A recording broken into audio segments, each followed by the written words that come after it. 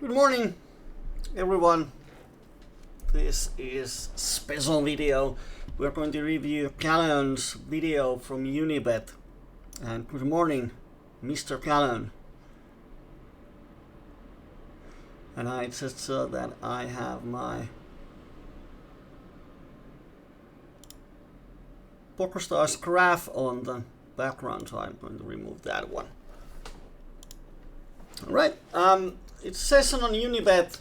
When did you play this one?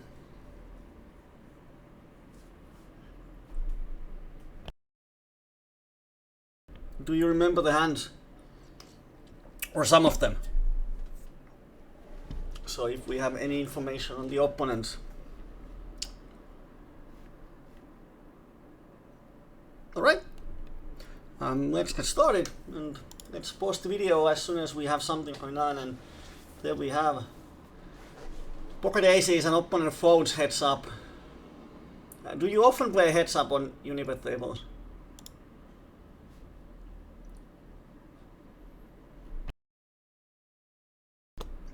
I mean, now this opponent Alice here has folded.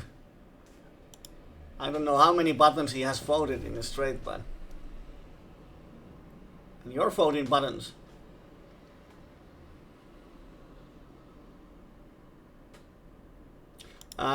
Versus this kind of opponent who open folds buttons, this is fourth button in a row. I would open any button.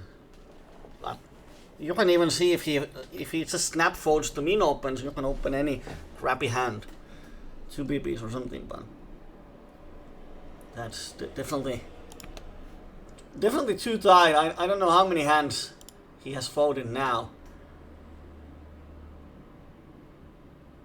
And now you get action.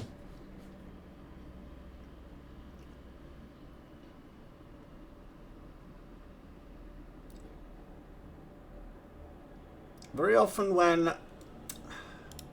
your heads-up opponent is that tight pre-flop, it would be weird if he's super loose or aggressive post-flop. Very often tight pre-flop players are tight post-flop. Most of the times. So now when he pots here on the turn, it's kind of awkward. Normally in heads-up, it would be way tougher decision. Because you don't have any clubs. And you have 4 outs to set and 4 outs to straight. But versus this player, I'm thinking that very often he has the king here. But we will see.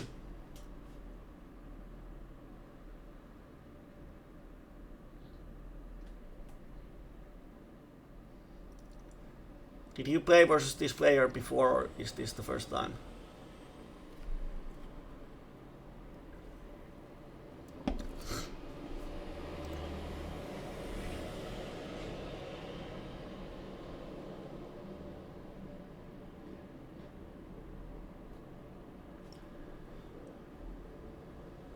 Yeah, I think he should have the flush because your hand looks like a flush draw 2 or straight draw.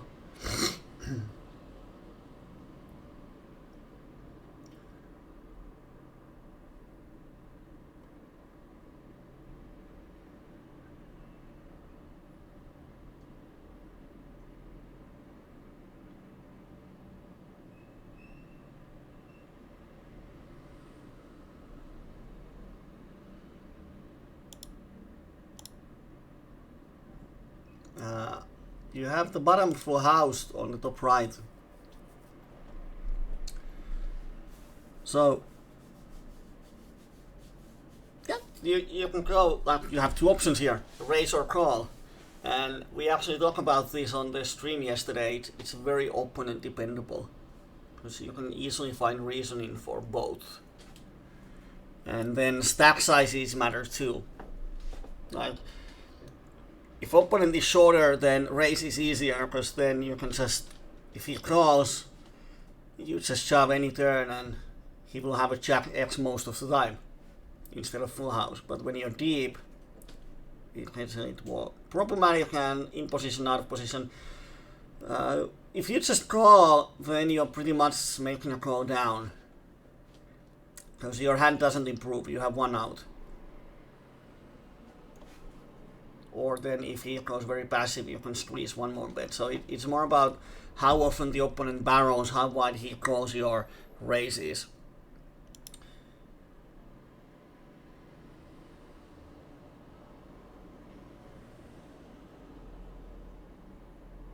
And then, of course, how often you raise the paired boards in overall.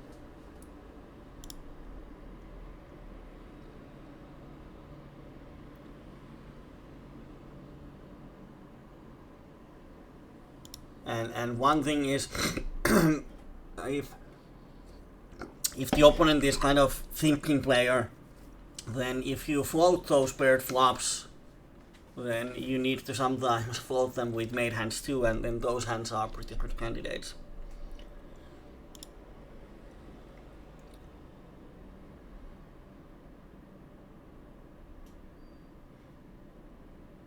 And then you have decent hand on the left and a bit better on the right. On the left, you're going to make a c-bet. How relevant is the ace of hearts here to you?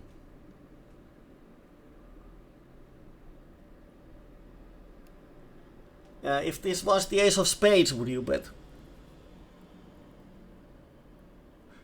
I think it's fine. Yep.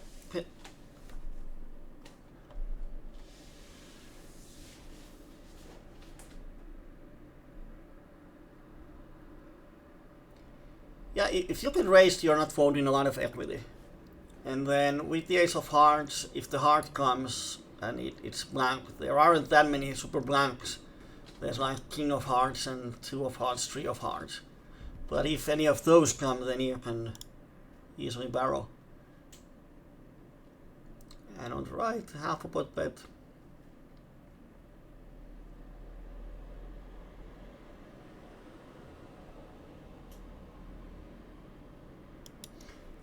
Do you always bet half a pot on the turn?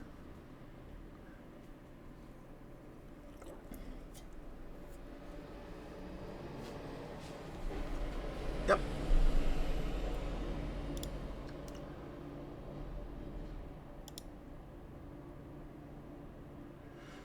I think it's quite easy bet fold on PLO25.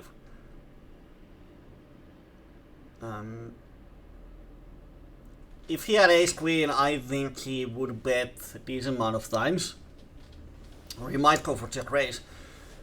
But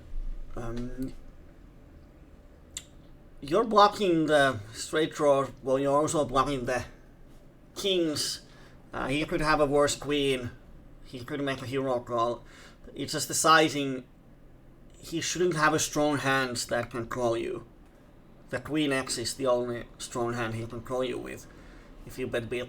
So you can do a small bet here, try to squeeze some extra value.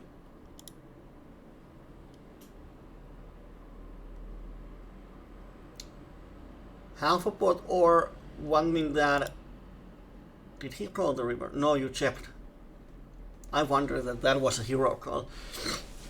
Well, you can instantly see that he called the turn with the cutter on a flush draw paired board. So,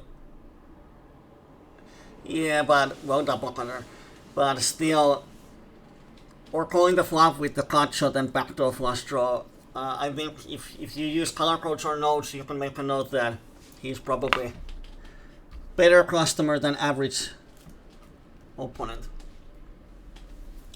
On these rivers, what also works quite often, especially in the small stakes, is make 1/3 bet in a spot where opponent's range is very weak overall. Because then often opponent makes really loose calls when you bet small enough. Just have to pay attention.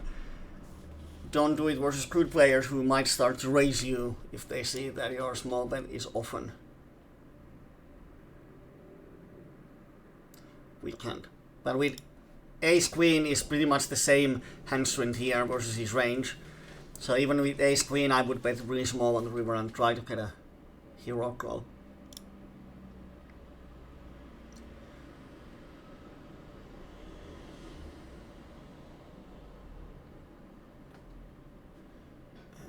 Ace check then 4.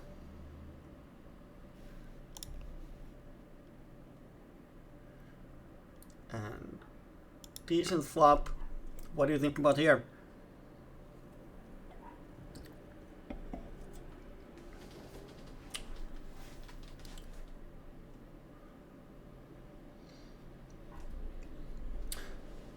Yep,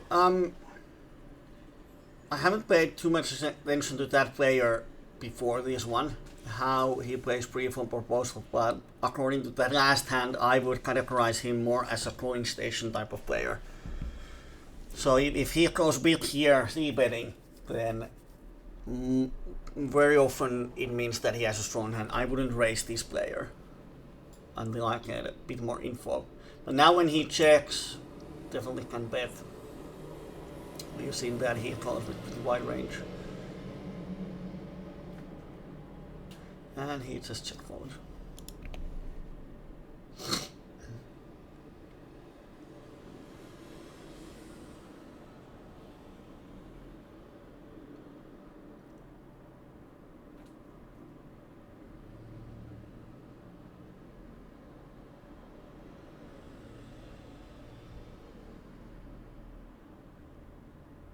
And I'm going to speed it up a little so you don't have to wait that much.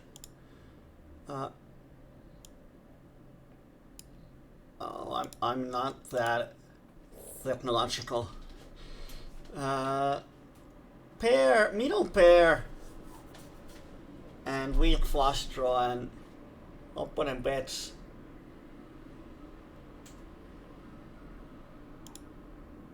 And the turn is pretty nice for you. You check the turn on the top left. Where you check raising or check calling?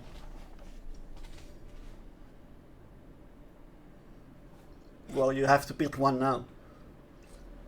If he bets the turn, let's say 85 cents.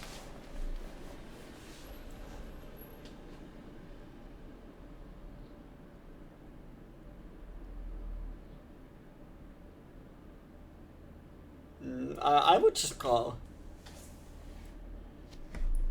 With raising, the problem is that you isolate yourself versus pretty much the better hands. Unless he's really a call happy player. And you don't really have to be afraid of that many rivers. You're blocking the club, so yeah, if the club comes, it sort of sucks, then it very often goes check check. But I would just call with the hand that is not something I'm super happy to stack off. But he checks backs now, you definitely have to bet the river. I don't. And get a call from king. Or he folds his air. And he snap calls with king's 8. Easy.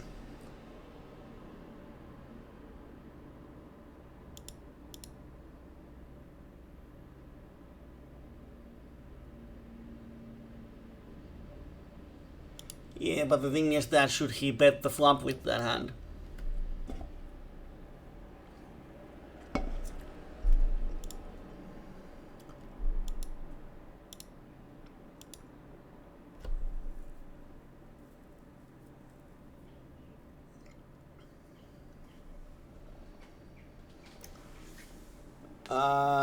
The flop goes check. Did the flop go check check?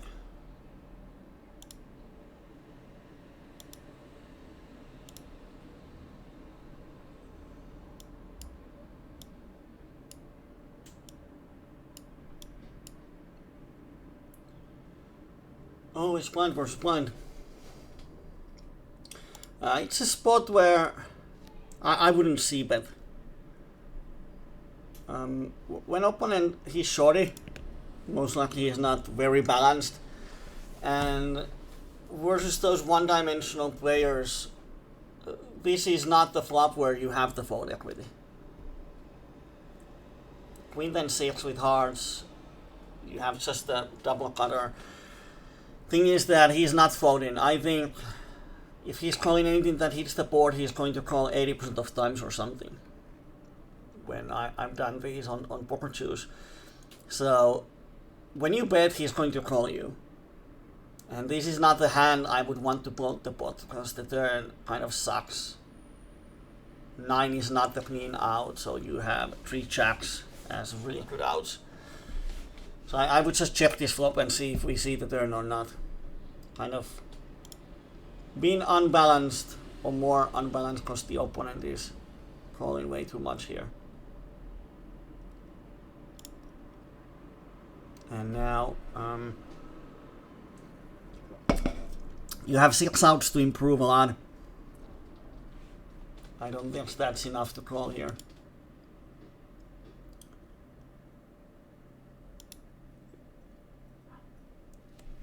Yeah, backdoor flush draw is like 4% extra. With the ace or king is not the card that would justify getting more money into the pot. So it's kind of, you have 6 clean outs and then a couple of unclean ones. Like if this is a king of diamonds and you check and he bets, you can't call.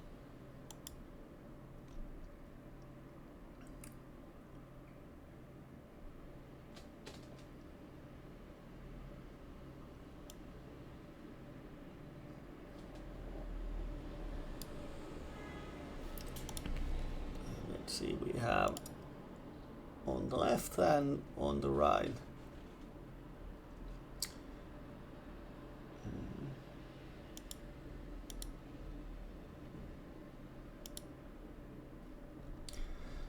On the left, top pair, cutter, backdoor flush draw. And if I'm seeing right, DU open pre-flop. Yep. Kind of close.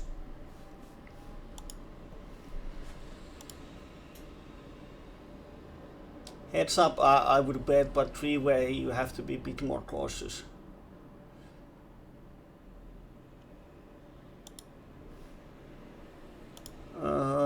That's interesting. What better hand you're trying to make him fold?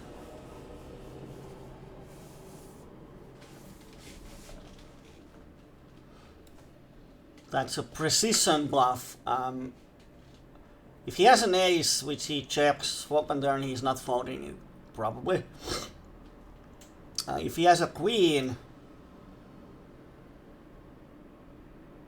it's probably closer. He should fold a tri-queen. So I don't know if you need to turn the hand into a bluff. You're trying to make him fold a very narrow range here.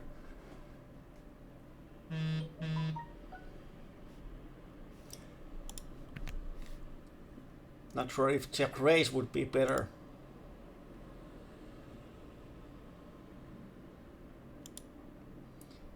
And let's see on the left what happened there. And you call the flop. Turn. Goes check, check.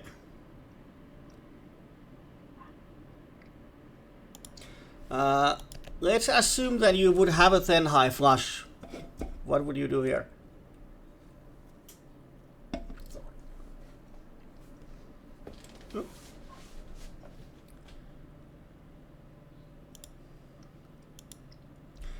You bet bigger and he snap folds. It's one of those spots that if he has the jacks or queens and he calls you, then definitely it's worth making note that doesn't fold a set when flush completes. So then you know that you just tone down the bluffing on these spots and increase the value betting. But he folds, which is fine. And then you have nuts on the right.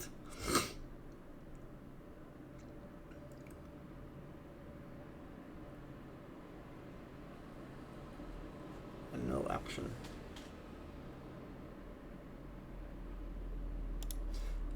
On the left, this is a situation that I see quite often.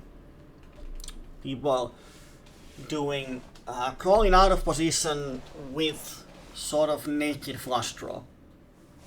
And it's always mathematically a bit problematic to call. So what are your thoughts here?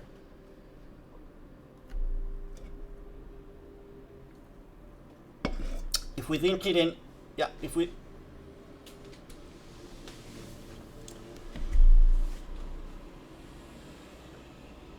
yeah, the thing is, you're going to hit the flush 1 or 5 times, so if we have to play the turn before the river. So in order to call 50 cents, you need to win 2.5 if the flush comes on the turn, which means around 80 cents as value. So the question is, if you call turn is a heart, do you get 80 cents of value at least on average? And that's very close. If he would put it, the decision would be quite easy to fold. But I see often on small stakes, even reps, when opponent bets spot here, they just call with the high flush draw without thinking about is it profitable or not. Especially out of position, when getting value when the flush comes is going to be super hard. But with the backdoor straight draw, you have few extra percentage of equity. So it's going to be quite close. If the opponent would be very call happy, it's easier to call.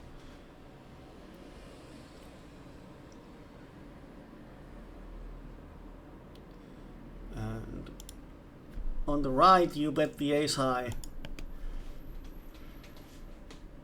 What happened there?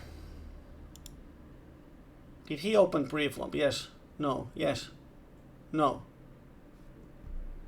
Yeah, this football player is sleeping. Yeah. C-betting is fine. Cutter. Go to bluff hearts. Go to showdown with kings. And then he dumps there. Easy fold.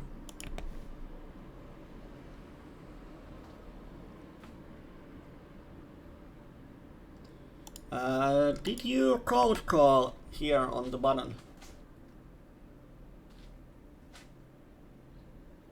You did, under the gun open. Do you think it's a bit too light?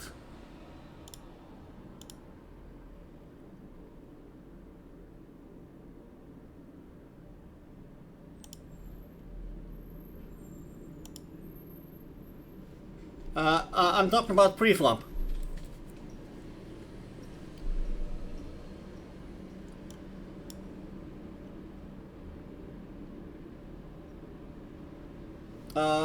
I think the fish fold opened and you called on the button.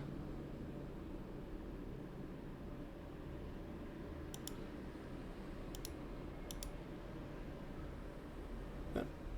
Not a pot size open even, or is it? No. 75 would be. Here is a marker. That's 5 max at the moment, so it would be GTO. You can see that on the bottom versus middle position, we call about half of our queens. So is queen, queen, 6, 5 single suited in the top half of the queens. And surprisingly, it actually is, because it's suited to the queen. So it is GTO approved. I think that versus under the gun, which I first checked, it's still suited queen is a call. I stand corrected. It's barely on the top half of the queens. Yep. I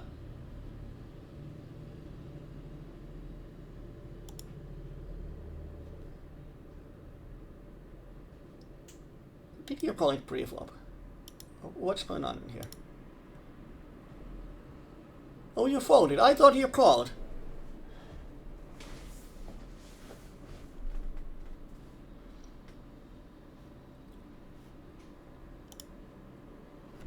I was wondering, I think I saw a queen on your avatar there. Wow. Top right, flopping top set with a king blocker. Bottom set, sorry. Bottom set. And flop goes check, check. Is it a limp spot? Oh, that explains why.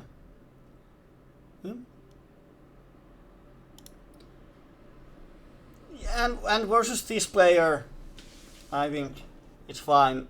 Didn't pay attention what was the nickname of the previous player who called with the double cutter and cutter on the flop. But if this is the same player, definitely call for value. And then I would bet the river for value to half a pot. Try to get a call from 2 pairs. Yes, that's a hand that would call. I don't think he has 7-8. You're blocking it, and he definitely doesn't have a queen jack.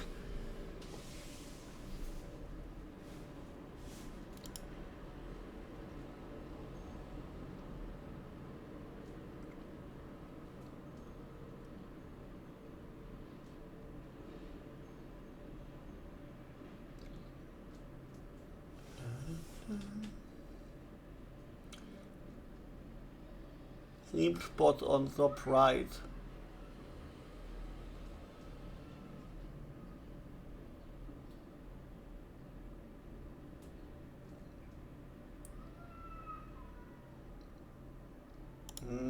Would you value bet the 5-5 flush here? Top right.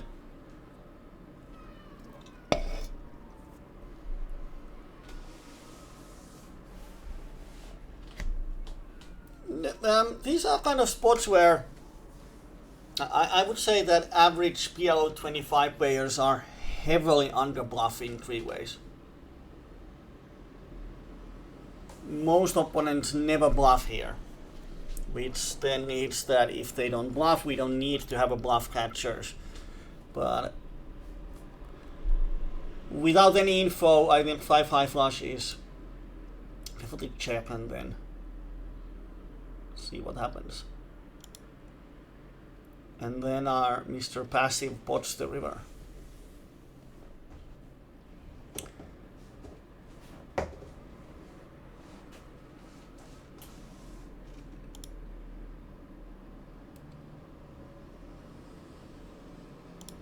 And for some weird reason he's potting the straight. So now when we're playing, especially in small stakes where the variety of players is pretty high, which means that there are good players, there are bad players, and then there are really bad players, too aggressive, too passive, too straightforward, and so on. So the key to be successful is to profile players. When we get information, then you kind of have to start to think what kind of player we have. And Tuhnupilo is asking, is it only English? Yes, it is, because the channel is pretty much only English. So despite both of us understanding Finnish decently, we're using English, and this is going to YouTube, so hello YouTube. Now, when we know something about the player, we know that he calls without odds. Might be that he doesn't understand probabilities or doesn't care. And now value betting straight, that looks, I don't know if it's kind of Hold'em player, but I think in Hold'em straight would be value bet on the river. So it's kind of player that calls too much and then sometimes bets too much. So his idea of value range is wider than what you might think normally. And that's quite important, because very often when that kind of player bets, he bets for value, but it's the value in his mind, not necessarily what you would bet for value. Bottom left, opening pre-flop, hitting trips, easy bet.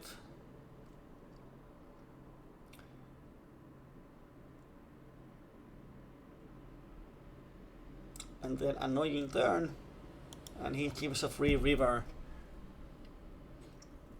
What's the river plan?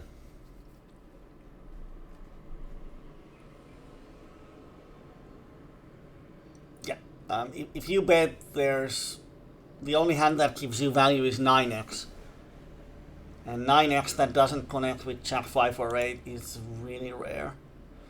And I think he has a lot of flushes in his range. Now he has some straights in his range, which he's not folding. And he has a jack 9.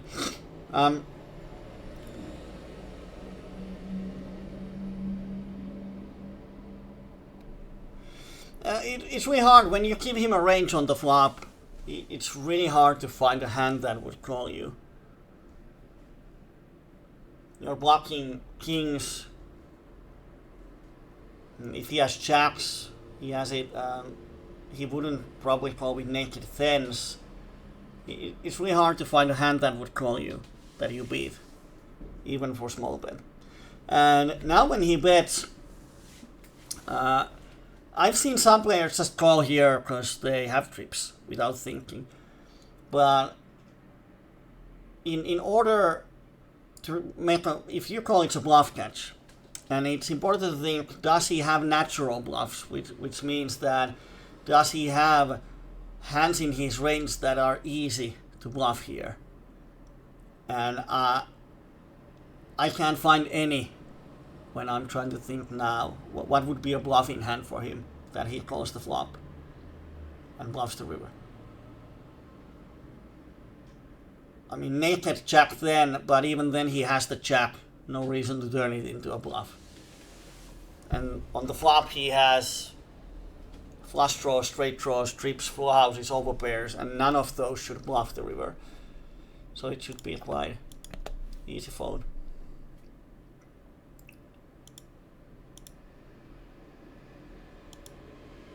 Yeah. But then what I have found out that people somehow doesn't believe if you check raise the river, which is often great for value because especially reps, they make hero calls when you like. If you have the nut flush and you bet the turn and check raise the river, I think they always think you have the blocker. And then ace is on the left and ace queen on the top right. Flop goes check. Did you bet the turn? So it's another limp pot. And two pairs, yeah, check back. On the left, SPR2, 2 point something. Is it a stack of bet fold or check fold? Yeah, aces and extra equity. Even with naked aces on this board, it's really close. I would probably stack off.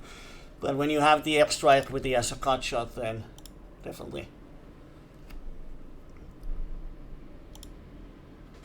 Yeah, and he has a jack X. Hits his outs.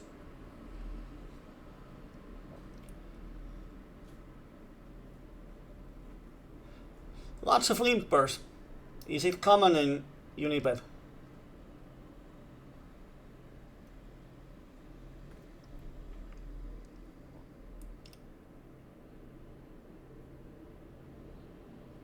How do you adjust limpers?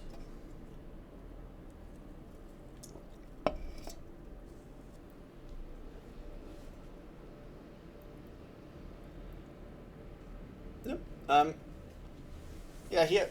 Yeah, on the top left, you limp behind, or are you ahead because you're on the small blind? I think on the small blind, it's a spot where you can just complete. But if you have these jacks on the button, then it's either raise or fold versus one limper.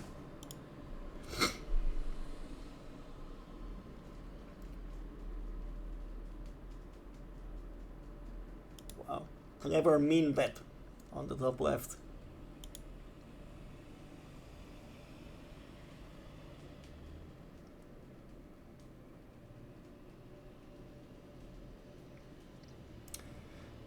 Decent hand on the top left.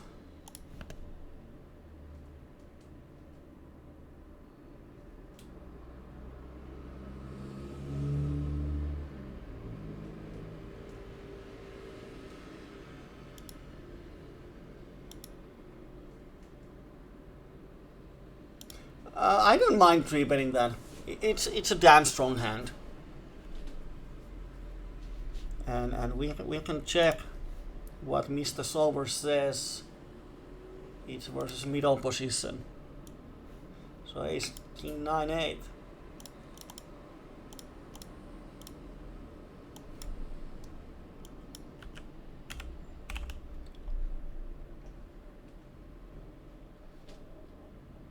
Well, that's kind of surprising. Solver splits the double suited to ace and king, that it's 50-50 call or raise.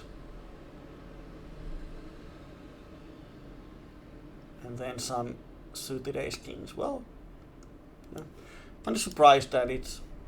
I would just simplify and just 3-bet this. Because it's a strong hand, you get way more value, especially versus these passive players.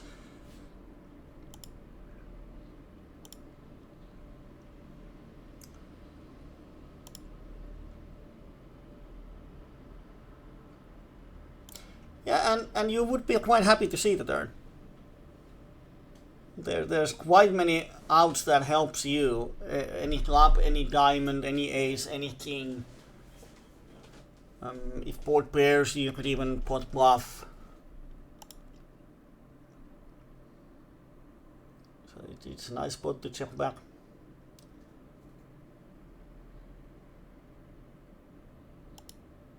And now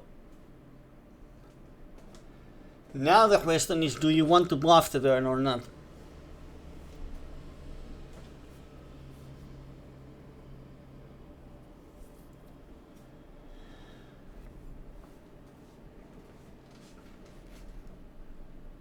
Wouldn't you have some aces here?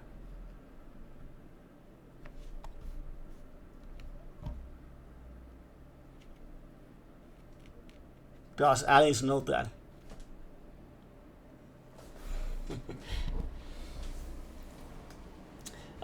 The problem in betting is, does he fold hand like flush draw or 10x? You never know.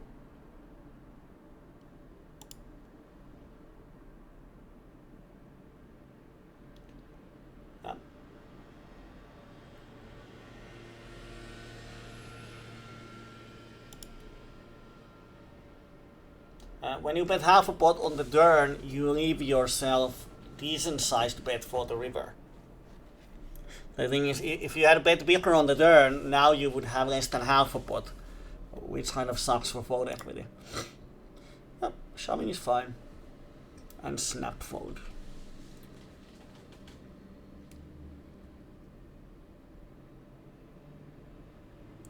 That was easy.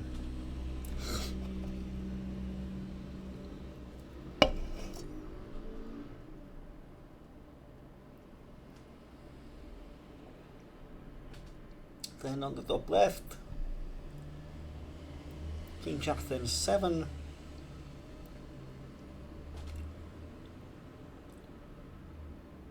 On these 25 games, do opponents put you in a tough spots? Like, are there kind of regulars who give you sometimes hard time with their strategy?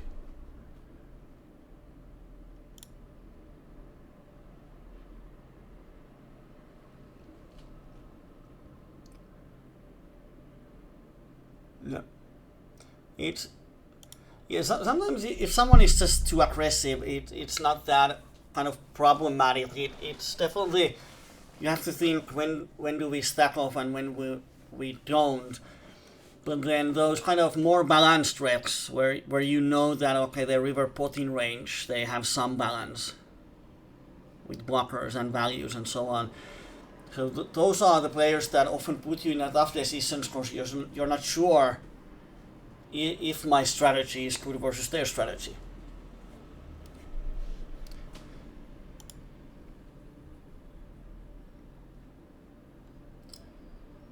But so far, haven't seen much of that.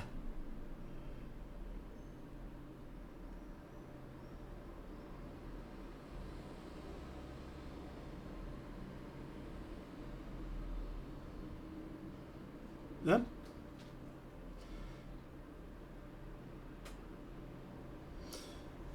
And often when the hand goes to showdown and you pay attention what's going on in the hand, you can often see, like if someone pots the river and he has blockers to the nuts, you can make some assumptions. Or if someone pots the river without any blockers, you can make some assumptions.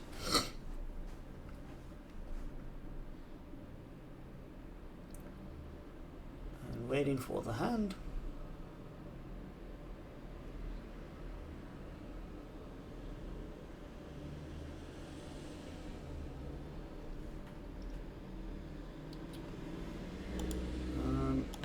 Top left, bluff catch, 3-bets you.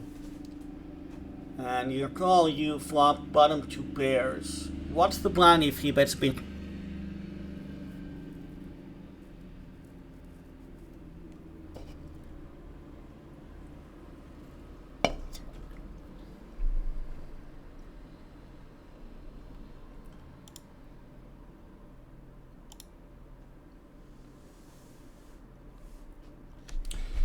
When he bets big, he should have hand that flips versus you in the best case scenario.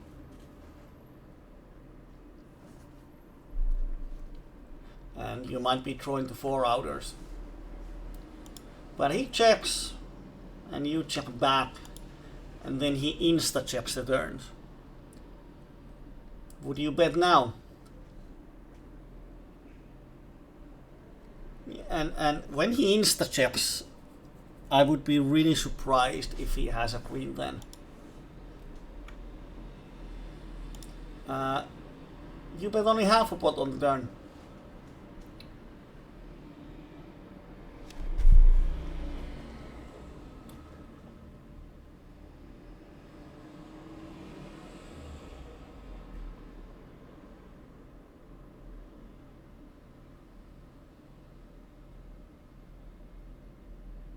The thing is that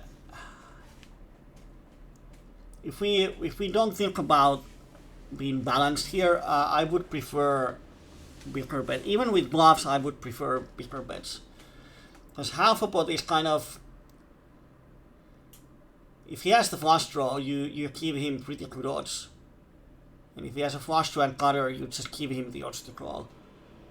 And if he has the flush draw after 3-betting, he's never folding it on the turn. So you could easily get value. Like if he has those aces with spades, you can get slightly more value. And it's a spot where it would be super weird to get raised.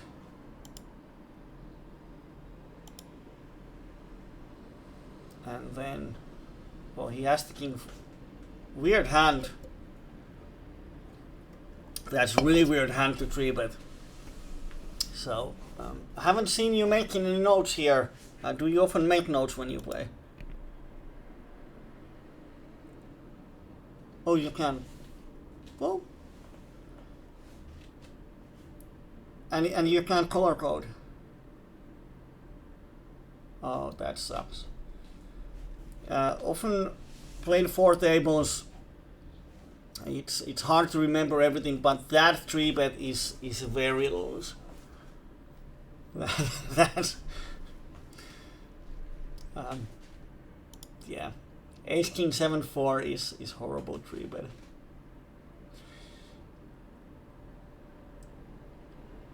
So I don't.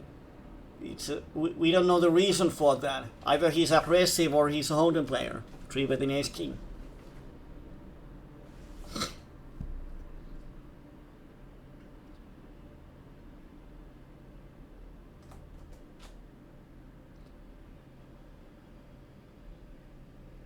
And another limp spot on the bottom left.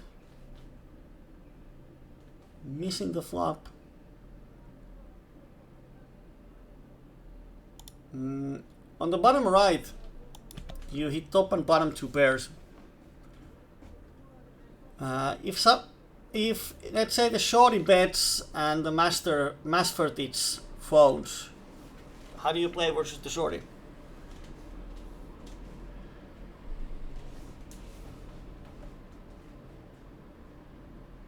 Yeah, I think versus shorty you want to shove because it's really hard to fold any turn anyway. But if the bigger stack bets, then just call and seed turn.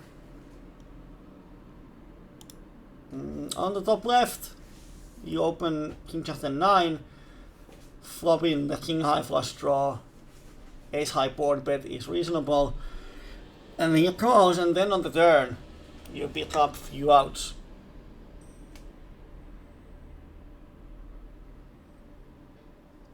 What do you think about his range on the flop?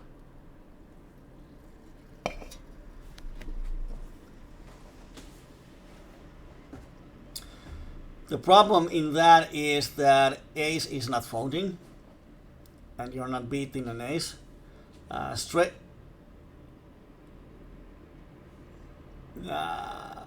Slightly over pot behind, not sure. Straight is not folding, and flush draw, if he doesn't have the ace, you have him crushed, more or less. So it's kind of spot where I think checking back is decent option. But the thing is, I don't estimate him folding an ace. If you think he folds an ace to pot size bet, then definitely bluff.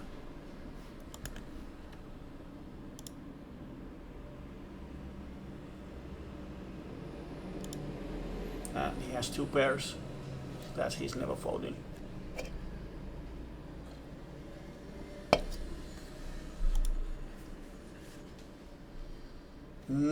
It's actually an interesting question how often he has with try ace.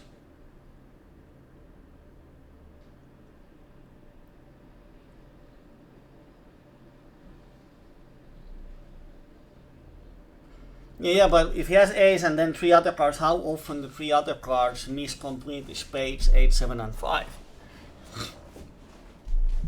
Well, it's a spot where I would check back because I don't think he's going to fold often enough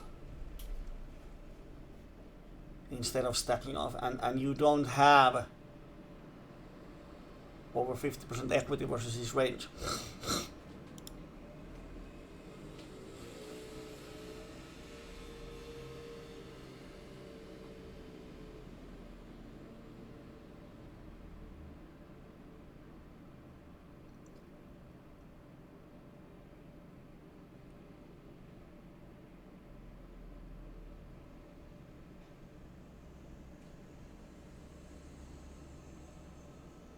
Bum, bum.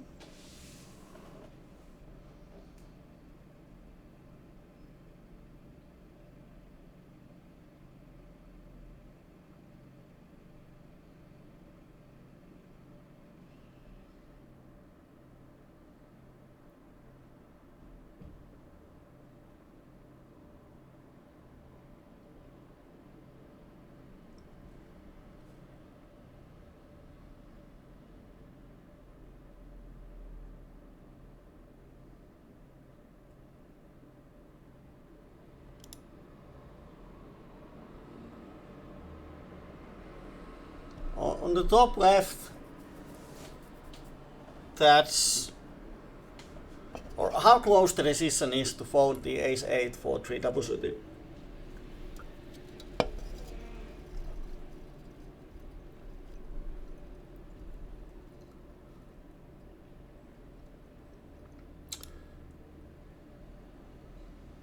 But the opposite.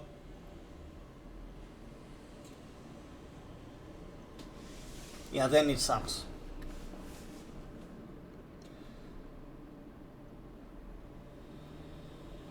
Ace is on the bottom right, and everybody calls.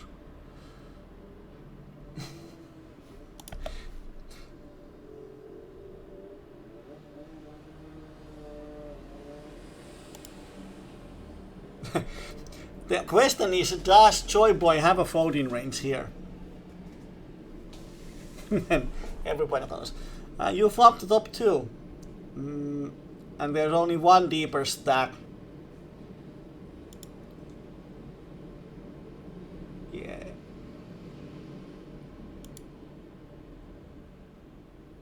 Can you fold top 2 on trip? Well, If you bet, just pot here. The question is, you don't achieve anything by betting smaller, in my opinion. So just pot it. Make sure you get most of the money in on the flop.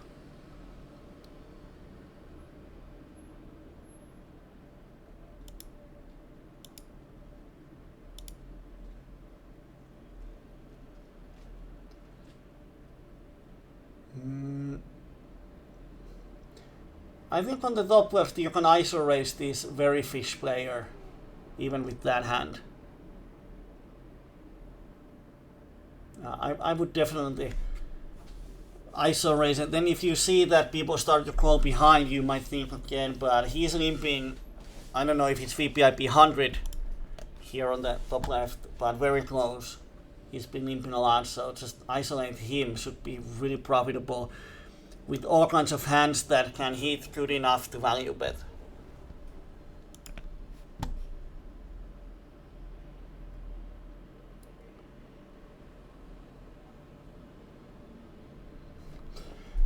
The funny thing is that you can get value from straight draws when it's possible to hit the straight. But if the river is a blank, you don't get value from the straight draws. So that's why I would just jump the turn. And he has, or then you can go for a really small bet, trying to get something. I think betting 3 euros is better than checking. Because then he's not folding a straight draw to 3 euros, and then if he hits, you definitely stack him off.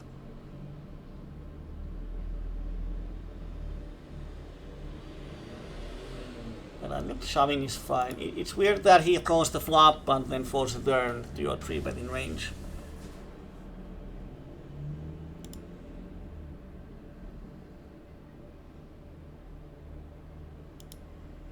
Yeah, if he has an open-ender, he shouldn't call. If he has a wrap, can he fold the turn? Not sure, but he did. But I would definitely just pot the flop.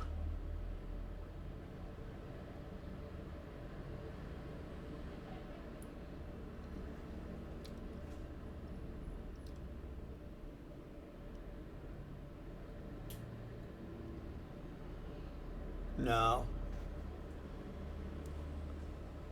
Suited to the 10. Don't get yourself into the multi-way pots on purpose with 10 high flush draws.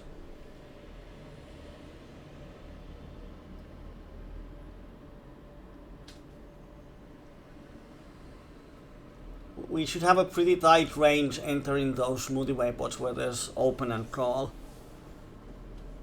The calling range is really narrow on those spots on small stakes when the rake is high.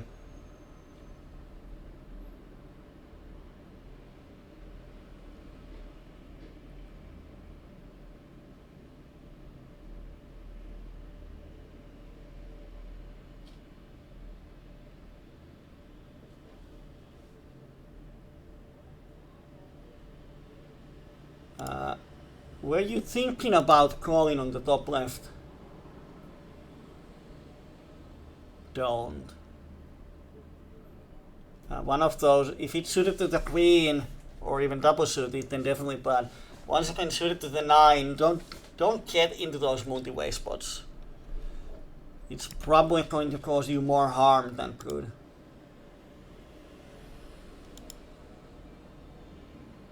It's still the top cap, so I don't like it.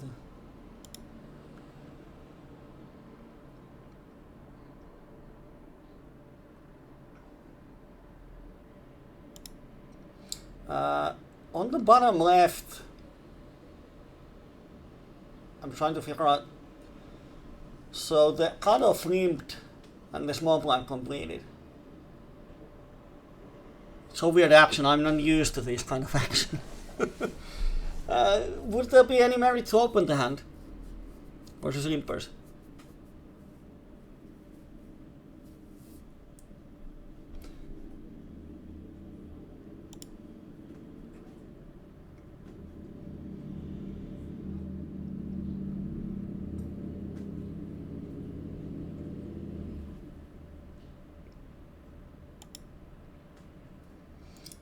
Okay, you check the replayer where this PLO444 made probably a big bluff on the river. Alright, what point? Pot's turn, Pot's river with the blocker. Don't do blocker bluffs, ace blocker bluffs on PLO25 for barreling. I think when he pots the turn and opponent calls, I would not bet the river. I've learned it the hard way. People don't fold flushes.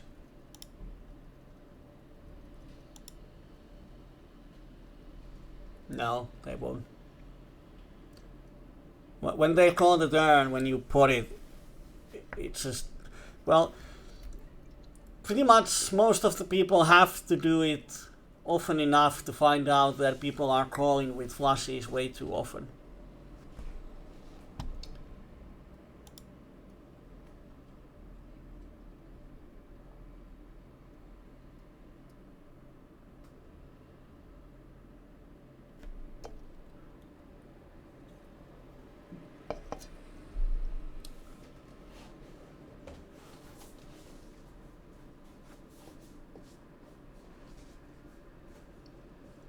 Oh boy. Why did you fold?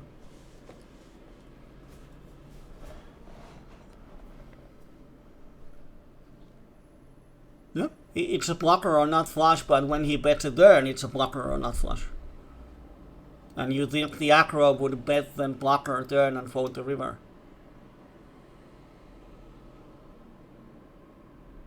Yeah, I think it's definitely up to that, so either call the turn and call the river, or just fold the turn. But calling turn and then folding the river barrel, which from acro is probably coming 100% of times, then the turn and river were not consistent.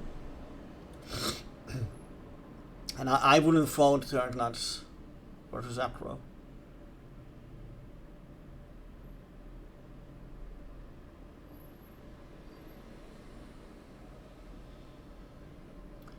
Top pair on the bottom right, and you went through all the possible bet sizing before selecting a pot size bet.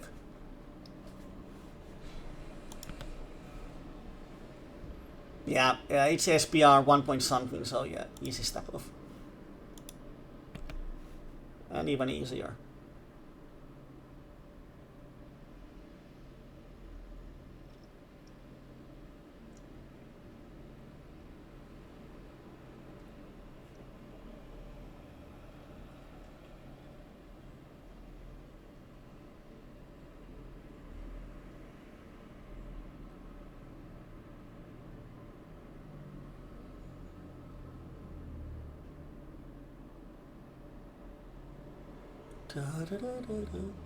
But so far, games are looking pretty easy.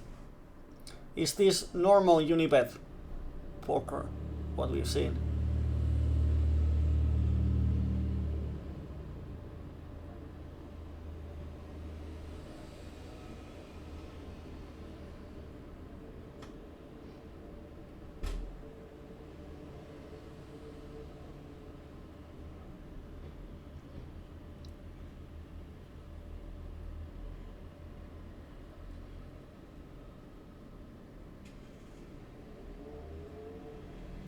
Top pair on the bottom left.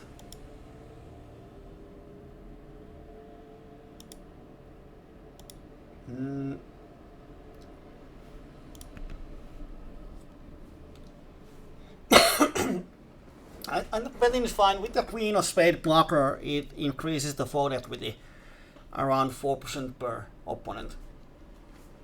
And having the top pair, really hard for opponents to raise you on this board.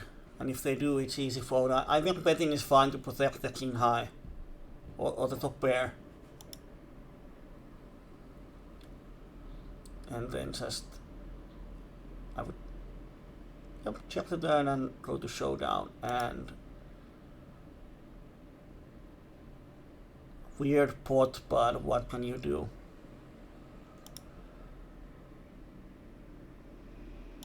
Oh, you make a bluff catch. What did you check there?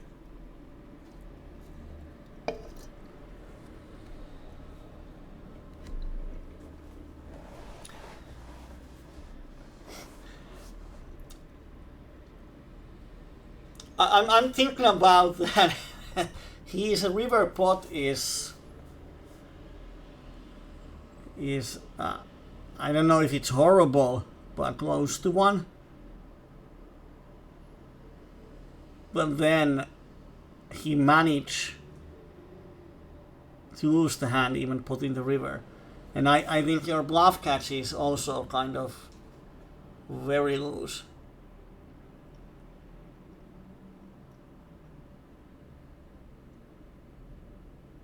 Yeah, it's kind of spot where it's very easy to find bluffs for him.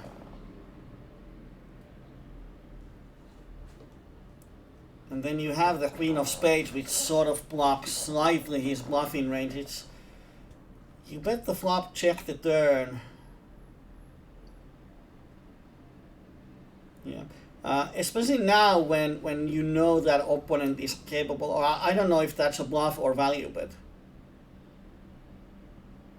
Not sure. I'm quite sure the opponent doesn't know it either.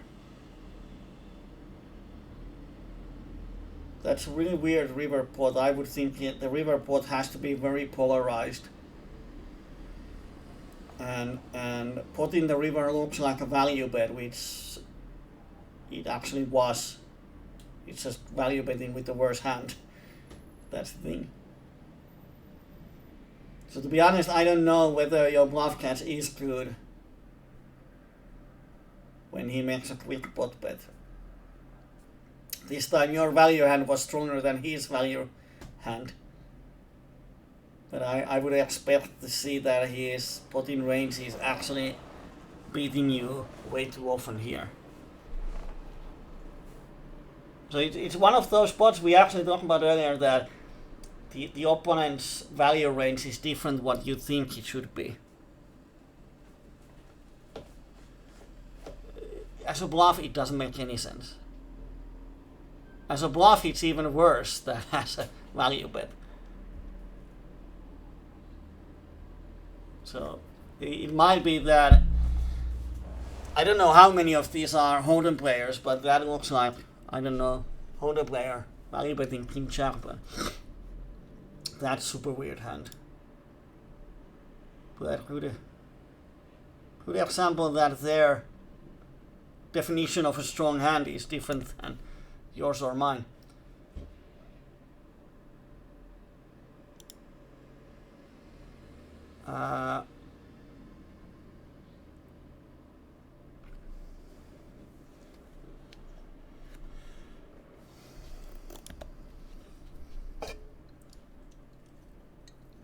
Have you checked the equities on any calculator?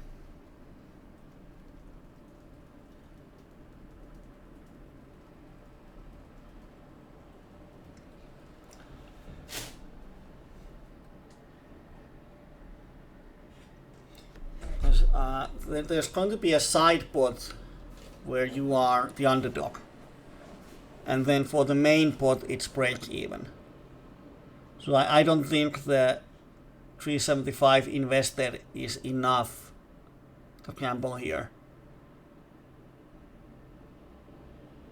versus assumed aces. I would just fold it.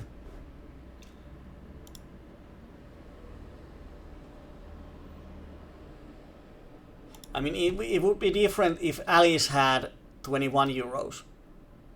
Because then there would be only the main pot where now you need 30%, which you probably have close. But there's going to be main pot which is break even, and then there's the side pot of 20 euros where you are the significant underdog.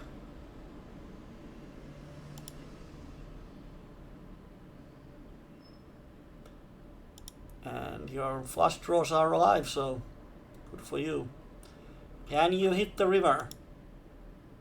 Boom. That's a horrible shot from Alice. Unless he thinks both of you have aces. Because those small flush draw, small cards, when it's three-way all in, it really sucks for the domination issues. So it's gambling, it's not good strategy.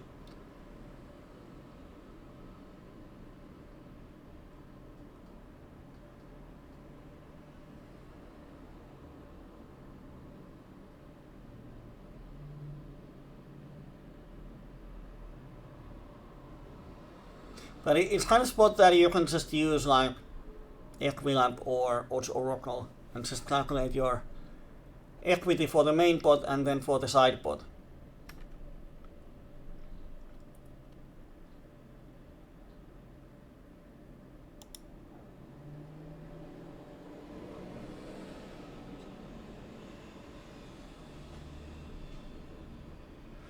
Yeah, and it's close. It's one of those spots where probably it's very close to break even, so it doesn't really matter that much whether you stack off or make a tight fold. And then there's always a chance that the Alice has aces and then the shover has hand that you dominate. And I'm sure you have seen when people start to shove in multi-way pots, they often have bit weirder hands.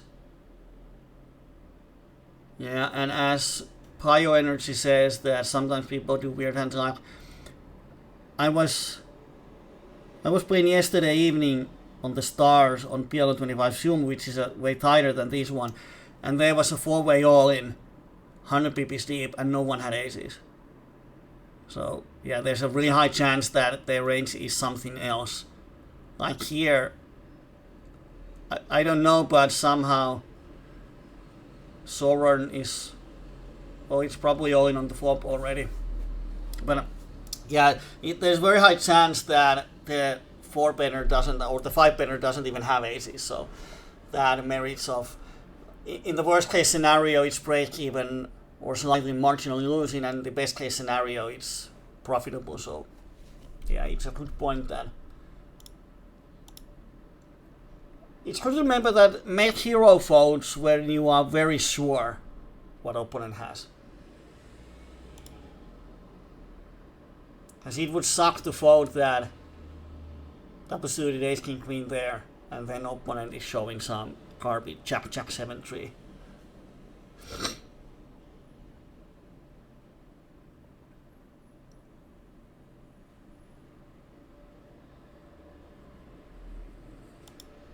Oh man, this person here who's limping the button on the top right, bluff catch. It's like, to me it looks like very juicy steak meal that I'm just wanting to eat. It's the perfect opponent you can have.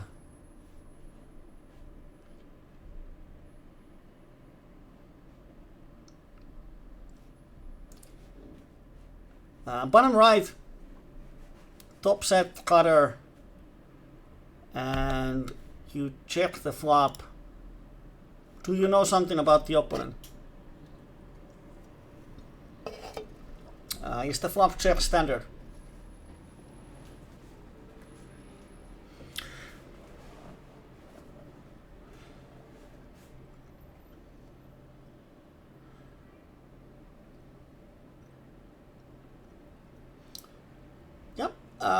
If you have any information on the opponent, like how, if they're aggressive versus checks, stabbing very often when you show weakness, then check back is definitely fine.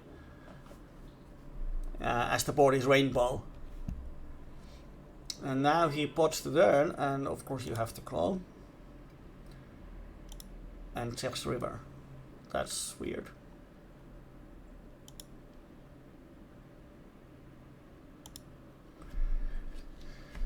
I wouldn't. The thing is that he could have a queen then. He could have then 7. Or he could have a pure bluff. It's kind of now when you bet, you don't have a straight almost ever. So it goes to the leveling war. How good the opponent is, and it's a spot where both of you can level each other as many times as you wish. If we think about good PLO strategy, then his line is not good strategy. Pot in turn and then checking blank river is... I can't find a hand where that is a good line. Pot in turn on rainbow board is not good unless he has the queen then. But white check the river unless he goes for check raise.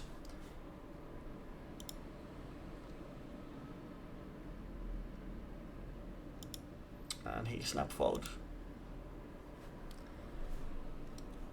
Bad from him. On the top left, what is going on? We have to come back a little. Oh yeah, and the small blind code calls. It would be so nice to have the ace in your hand, but yeah, you are ahead of the small blind range. So I think raising is fine. And then just shove any flop. Yeah, that's a flop. SPR half, just kind of go with it. And small blind. Wow, the shorty has ace 7 deuce deuce. Oh, people are crazy. On the top left, opening kings, missing the flop completely versus Gretzky. Yeah, one of those spots, flops, I mean, that you don't have that high phone equity. Flush draw, you're not blocking, and then there's kind of a lot of hands that hit the 10 6 5 in some way. So it's just what?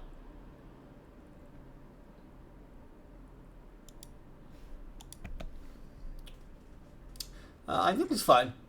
Double suited, can hit the set. Definitely worth half a blind. And this guy, well, we've seen that he pots with pure bluffs, with bad bluffs. But who's the preflop opener? Big blind. So he called preflop and now goes big. You up fold 2.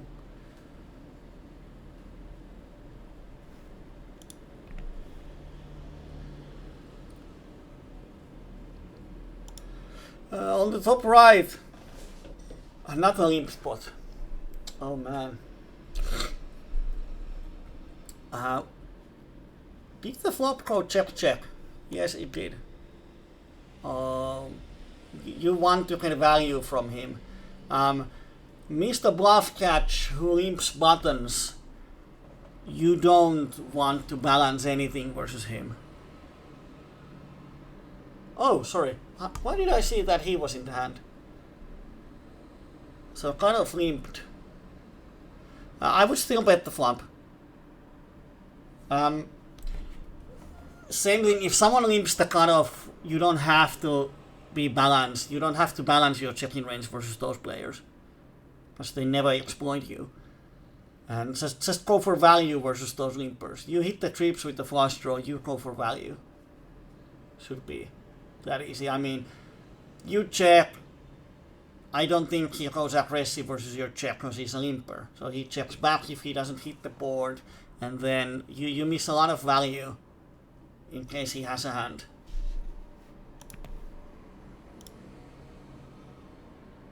If it was a normal single raised pot and the opponent is more of a thinking player, better player, then checking is definitely an option. But versus these limpers, I would just go for full value mode. You have a hand, you go for value and bet the river.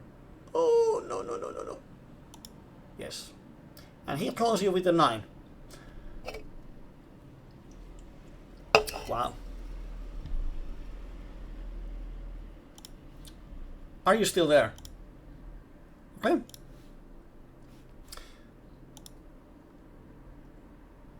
Bottom left.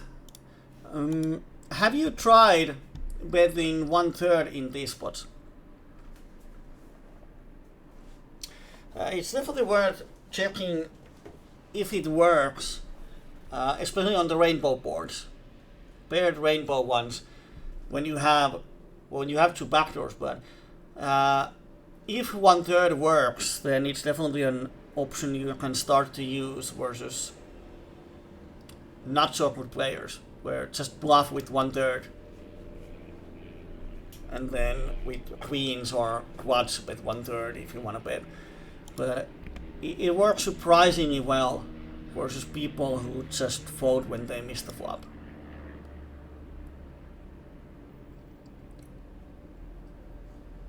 And it will save you some money in the long run.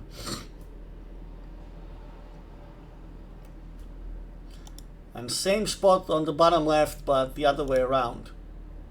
Does he bet half a pot? No, he goes big.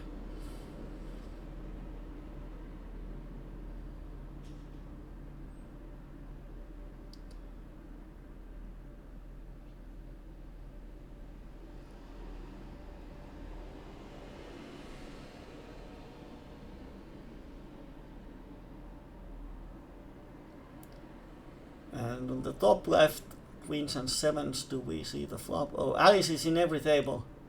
Oh, that's a nice flop on top left. Let's see what he does.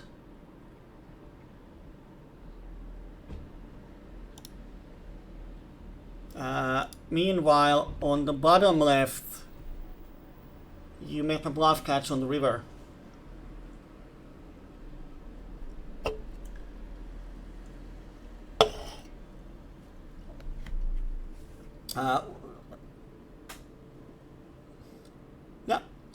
You bet the flop he calls, and turn is check. Oh yeah, then definitely call the river because you beat ace king. He might even value bet, and you unblock the spades. So the only hand you're losing to is ace 8 or deuce, which I don't think he should have that often. And he turns. Yeah, and that flop call, well, I don't know about heads up, but seems a bit loose. I would much rather raise that hand than call in his shoes.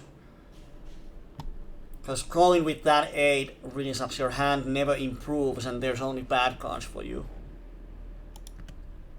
But here with the quads, he goes for small bet, which is pretty standard. Not sure how standard it is on flush draw board. But how do you play this one? And you're deep.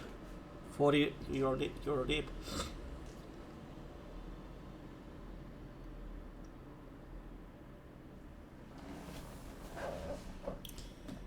Yep.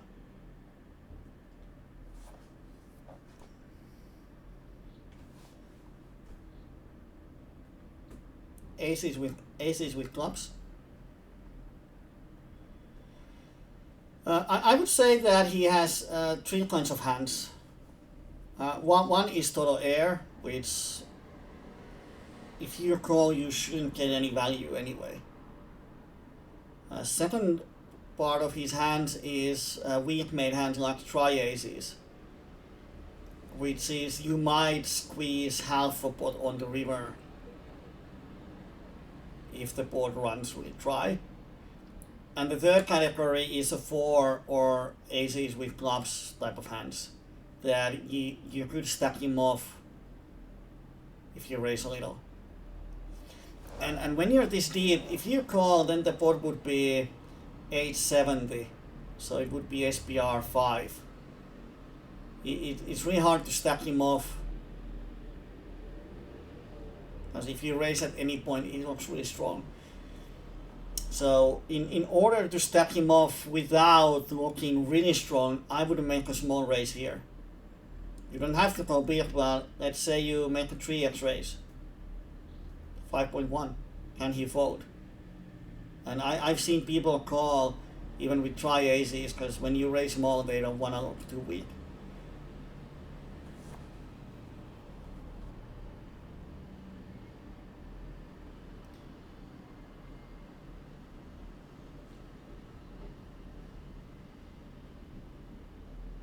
Yeah, and it's just, if we don't think about protecting, or do we ever want to bluff raise this one? Not sure. Do we ever have pure bluff? Like if you had a naked ace of clubs, it's definitely a hand that you want to bluff raise if you bluff raise this one. But if we go to step down to simplify the strategy, then if you raise small here, there's higher chance that you stack him off, which is what we want to achieve here.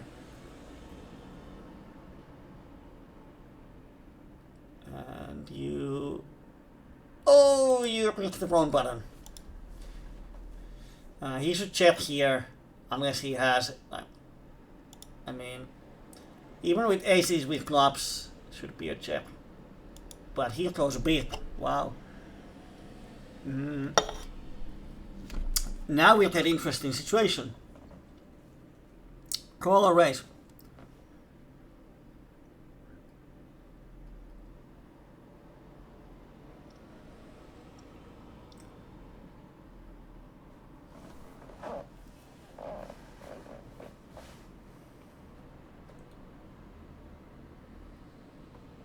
That's really, yeah, that's a,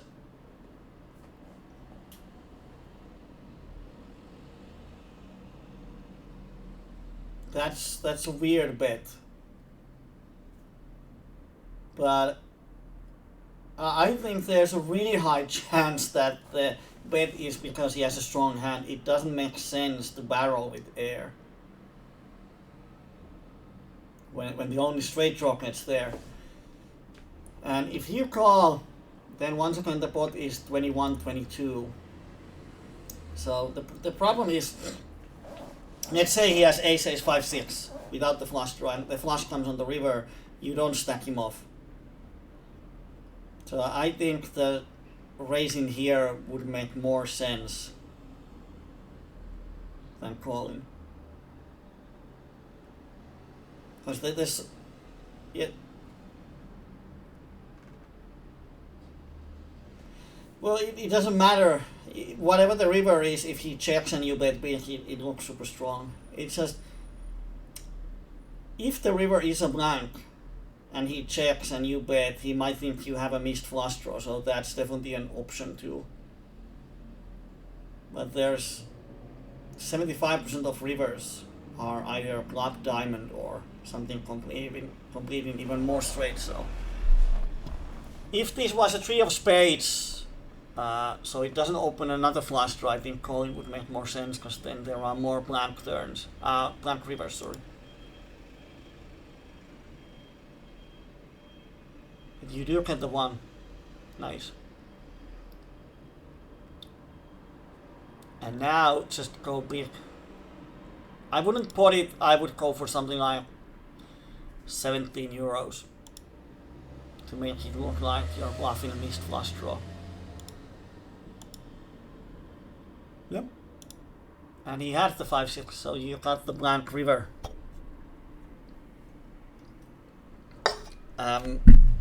Now when we see his hand, you probably would have got 17 euros more if you raised the turn. But that's results-oriented thinking. But with two flush draws, I would like to raise the turn more than call. Here, in a 3-bet pot,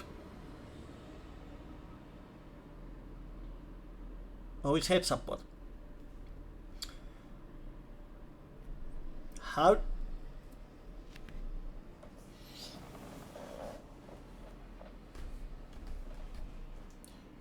The problem in checking is that it looks so suspicious. And I don't think he ever bluffs when you check ace 9-9 after 3-betting. I really think your checking range is way stronger than your bet 1/3 range or bet half pot range. So I would bet 1/3, he's never folding flush draw. And then your range is wide. You might do that with all of your air. But checking here is damn suspicious, because if you don't have a hand, this is the perfect flop to bluff. But he goes for it anyway.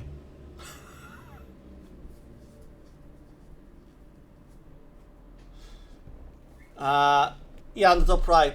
Yeah, I have a zoom on these ace 9-9, so let's go back to that top right hand after this one.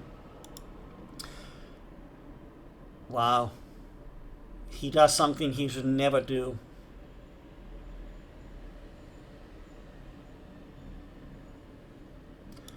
Do you bet or check raise?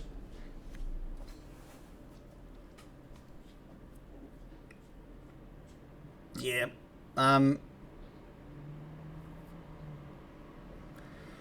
Yeah, I think he has pure air and you don't get anything from him, or he has the flush now or straight, and you might get a call.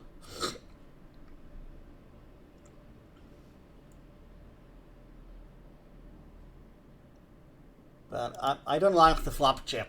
It shouldn't work. It did, but it shouldn't.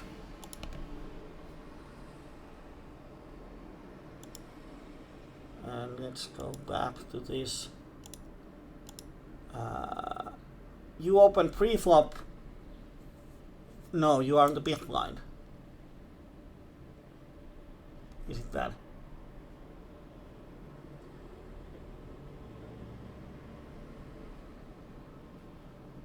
Well, just let's go back so we know who's the pre-flop raiser is. Okay, you're on the cutoff. Right? Minnow set.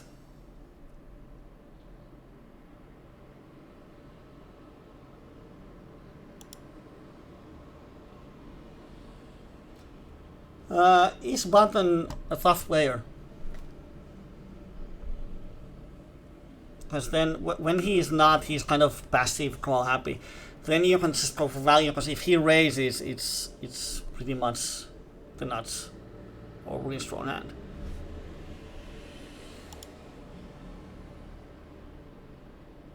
Then just go big here. Wouldn't mind even potting.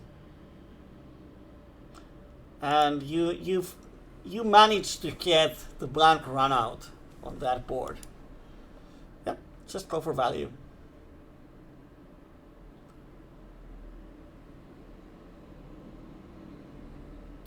That was easy.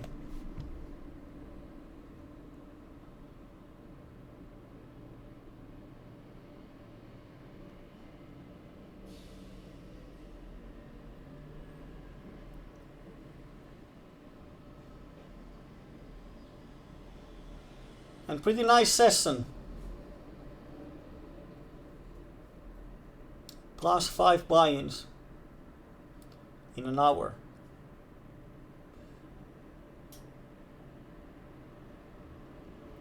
And the toughest decisions you have is how to get the most value. And that's when PLO is quite fun and easy. And there were a few bluff catchings, and all of those worked too. Top pair and flush draw on the bottom right. Yep. And now with two pairs.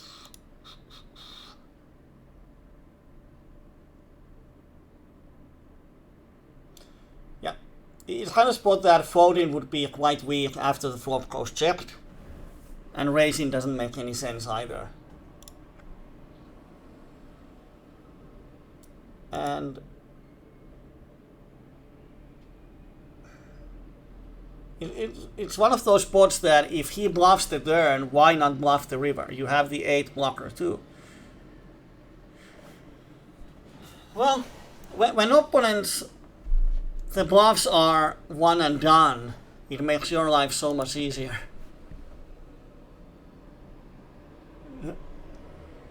Yeah, that's... Yeah, but well, that's a hand he shouldn't have. But if he does, and he wants to bluff the turn, then why not barrel the river? And that we've seen that often today on the video, that people make bluff and then they don't barrel through, which makes your life super easy. Top left, open.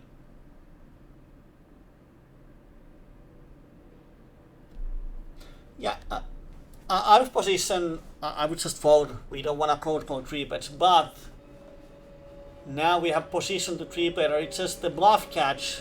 Not sure how much he's opening, but he's definitely limping buttons, which means that probably his opening range is tight one.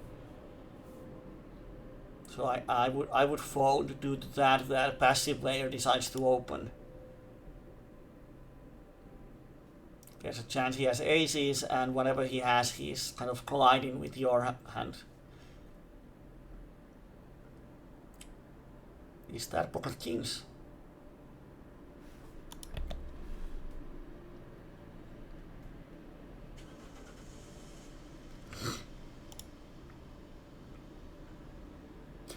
On the bottom right, you're not involved, but how in the world Alice managed to get the money? Oh, he has the full house. That's why. Never mind, I missed that one. I just see that he had 10-8. I was wondering how can he get the money, but he had a full house. And the other player stacked off with king high flush on paired board.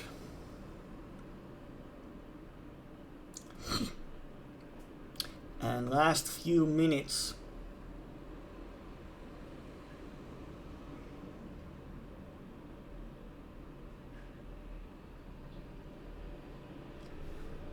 Bottom right versus Alice, who seems to be some sort of rep,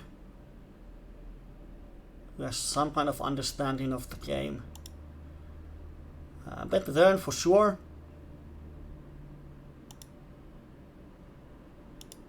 And then on the top right,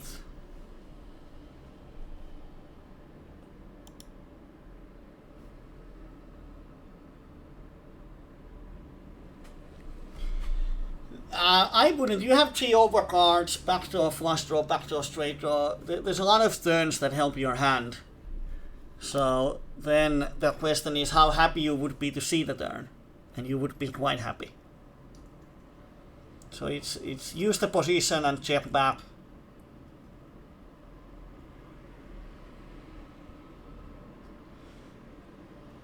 Yeah, well, even if he check calls, he has you in a bad shape.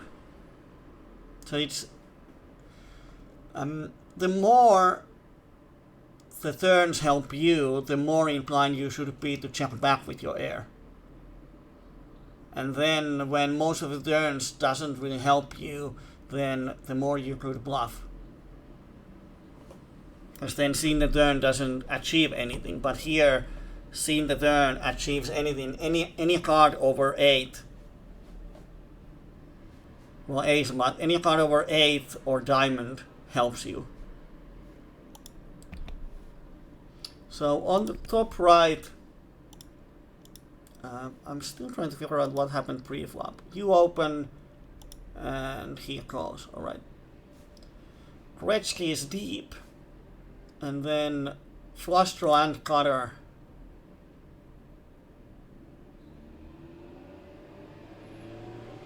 Kind of spot where checking is definitely an option 3-way. Because the cut shot is not to the nuts and you're almost 300 pp's deep.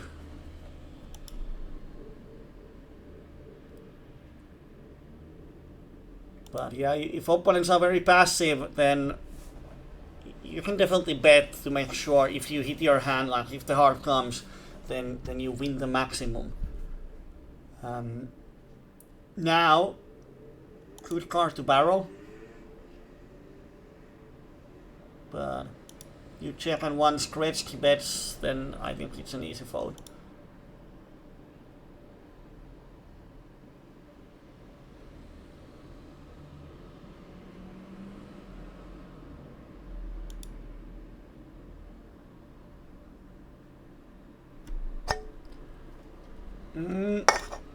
Well, let's say how often he has a 10x compared to when he doesn't have 10x. then the chance of not having then X is significantly higher. Then the question is, does he fold anything? It's definitely a question, and I'm not sure. And remember how he has played previous hand.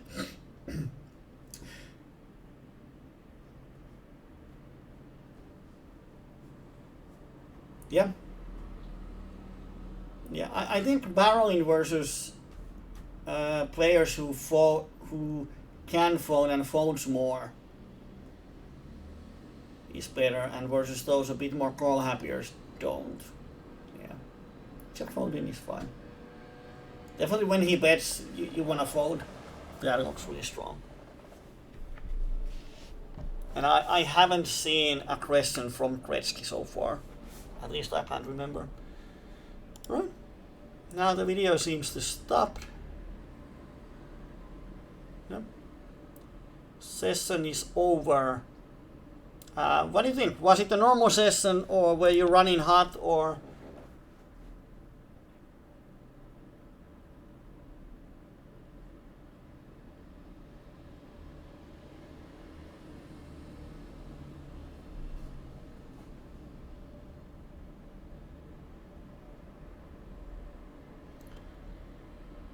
Yep, that's kind of small stakes that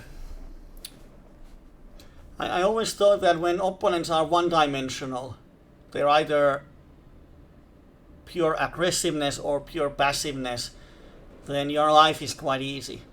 Because then the opponents are very predictable. And that's when PLO becomes quite more easier. But then when opponents start to have balance, that they can slow play hands, they can be aggressive with draws and bluffs, that's when things get a bit harder. So I think that those Unibet games they're looking nice. It's like looking at video from some holiday spot or vacation spot, and you look like, oh, that seems nice spot, and you want to go there. That Unibet, to me, it looks like I want to play there too. And in the session, the key here is just to think how to maximize the value. Because you don't really have to be balanced versus those opponents. I don't think any one of those is going to exploit you if you are slightly unbalanced. So it's more about how to maximize the value versus certain players, and that's definitely a spot where I think there were few hands where you could have got more value versus their range by sizings or raising a little or something. So that's definitely something to think about, that can I get more value? Do I want to be balanced? Do I want to bet balance sizing? Do I want to bet bigger when I have the value hand?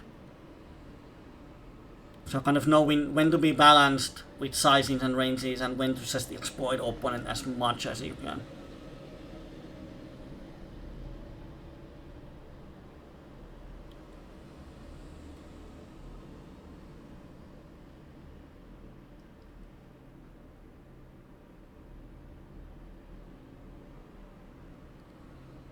Yeah, there are those kind of players, and then on stars I've seen there's one player who's really aggressive pre-flop, but post-flop he's really tight, super passive. Like pre-flop raise is 50 and 3-bet is over 20, but then flop aggression is under 20%. So playing most of the hands aggressive with pre-flop, and post-flop, if he doesn't hit the nuts, he's very passive, and it's so weird.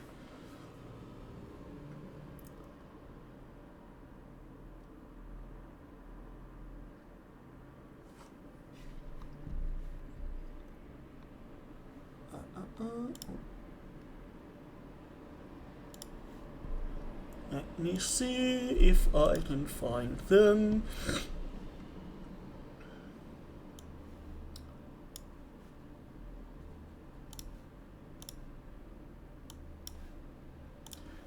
Ghaleon.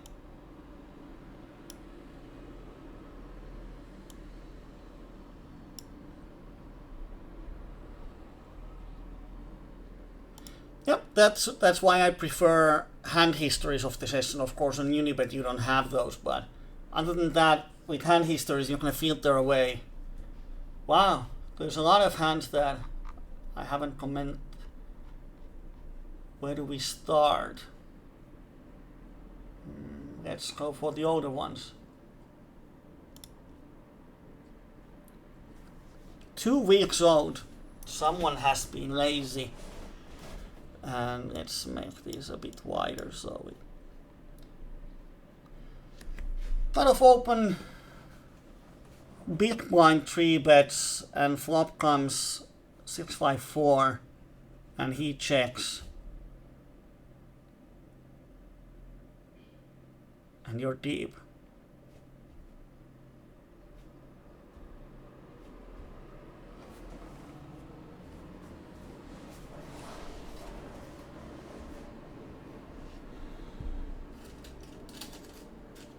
Yeah.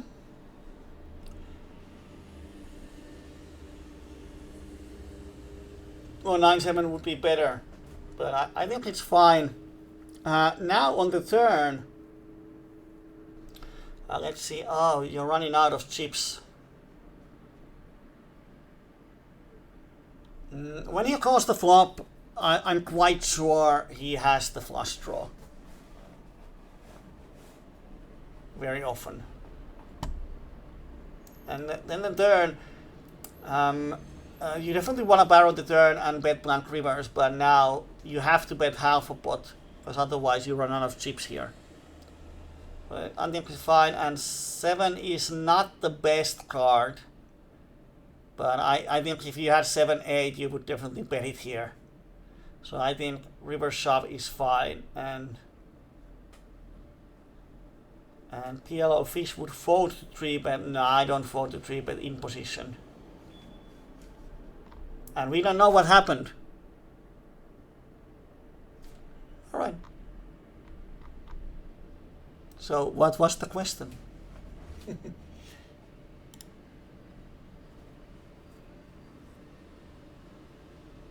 You can't have a 2-week hand when you bluff. Well, you have the blocker, and the thing is that you don't need potential if the value comes from the fold equity on the turn or river. Yeah, it's all.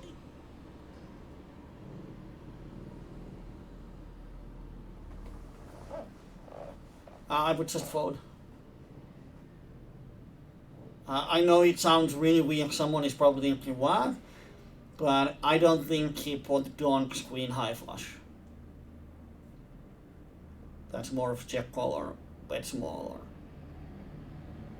it's just I would assume in his 3-bet range it will be the nut flush most of the times. Where did we check raise or call flop?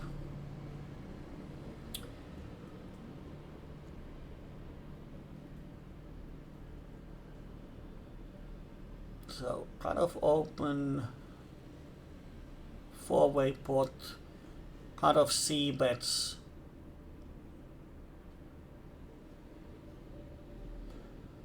Yeah.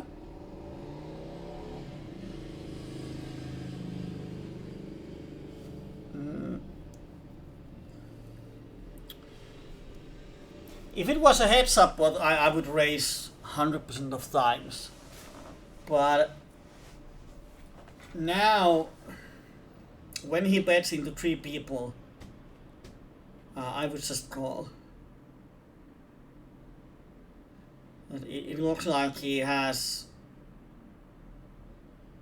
I don't know, it's a spot where you hope he has a set instead of a flush draw. If he has a set, you are ahead.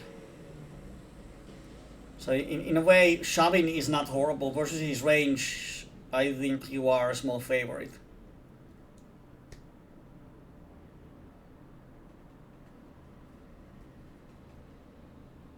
Yeah, that's overpair and flush draw, or just the flush draw. It doesn't really matter. You have to hit your outs anyway. So just if he has the flush draw and better made hand, you have 40%. But you should have fold equity. He could have, I mean, I think he's betting here too wide. He might bet try kings kind of hands. So I think raising is fine. It's actually, in the worst case scenario, you have 40%. And in the best case scenario, he folds or you get it in 60-40. So I think it's fine. Value bet not flush on river. Why wouldn't we?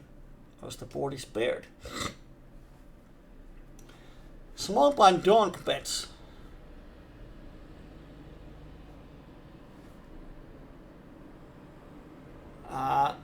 I assume you don't have any information on the opponent.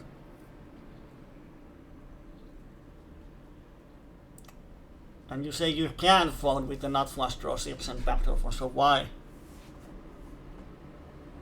What do you think about his range?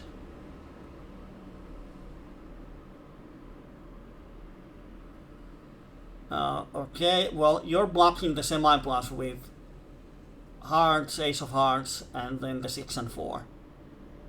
So I think that's would be weird bluff. More often that is some kind of value hand, which means he has the better made hand. Now, if you call with the flush draw 190, it means you have to win 450. 950. And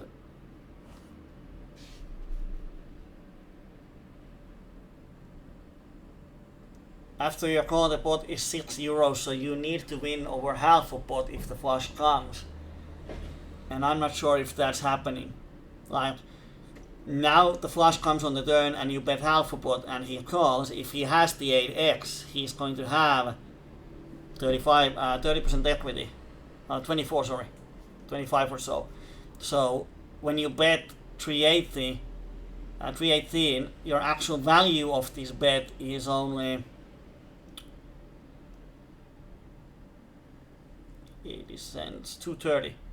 So if he calls and river goes check, check, you got 230 as implied odds and you need at least 350.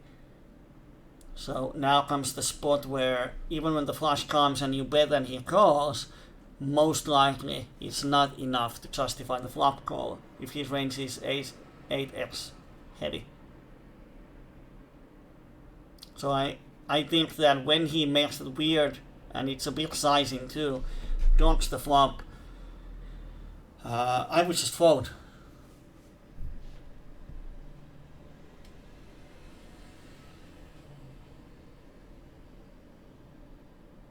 I would probably fold and start to pay attention. Does he donk often? But the problem, if he has 8x, you cannot make this profitable.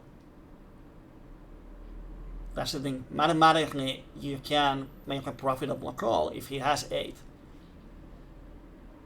And that's the problem. And if he doesn't have an 8 and the flush comes, he's probably going to fold the turn and you miss the implied odds.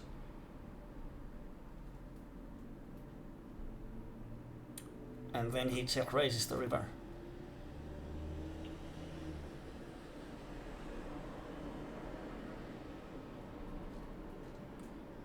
I think the river value bet is fine. Does that make paired boards like these good donk bluff candidates?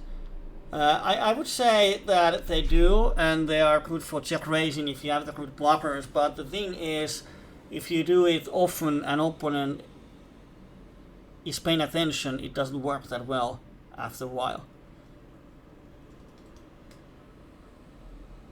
Donking is really rare. I mean, the average donking percentage on Zoom is around 4% or something. So people are donking very rarely. And most of those are because they have a strong hand. Donk bluffs are like 1 out of 10. Yeah, 10% of the donks are bluffs in my estimation. It's probably something like that. 90% of donks are because they have a strong hand. Or hand they like. So the problem here is that the range he's representing you can't call versus that, although it seems like not flush draw, backdoor flush draw, 6 blocker, and even some backdoor straights, but if he has 8x, it's mathematically there's no outcomes where on the average it would be profitable.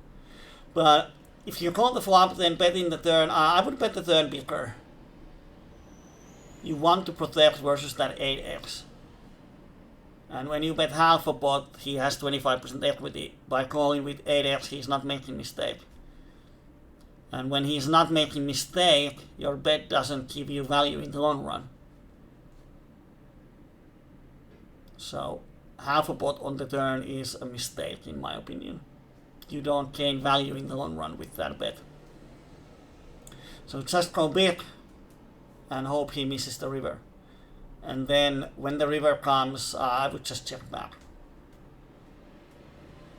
He's not calling with trips. So I would just check back the river.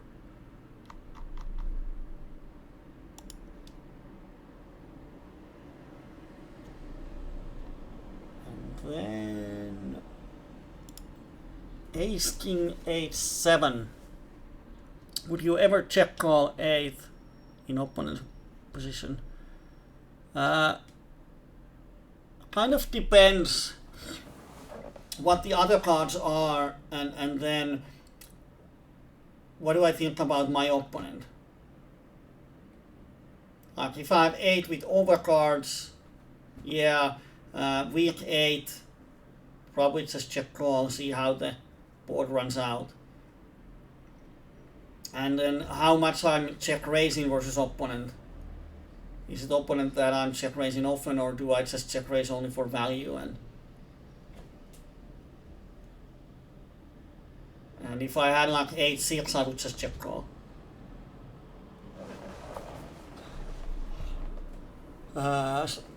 You open from cutoff, button calls. Should we always c-bet this out of position?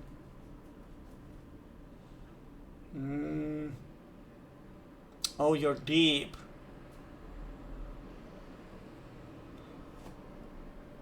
Oh, you're not deep.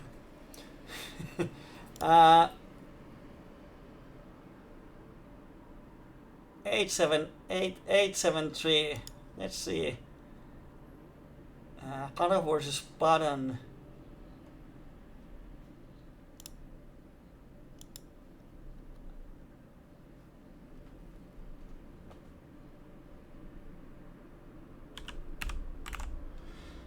Yeah.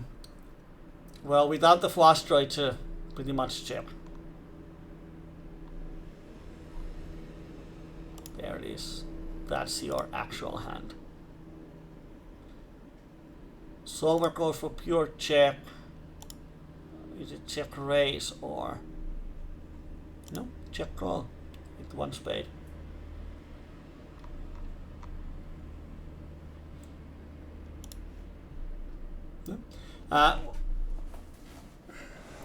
If the Sequel Steven, is that the Sequel Steven from a forum? He's not changing the nickname.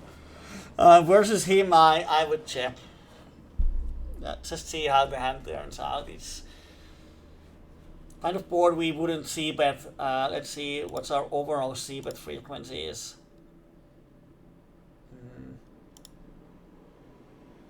Well, 50-50. Sorry. No. 86. No.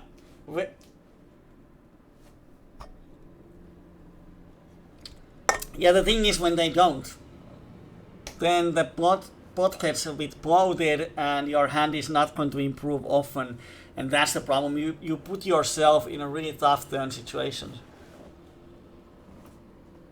And then it's kind of bored that, especially we know the opponent is thinking player.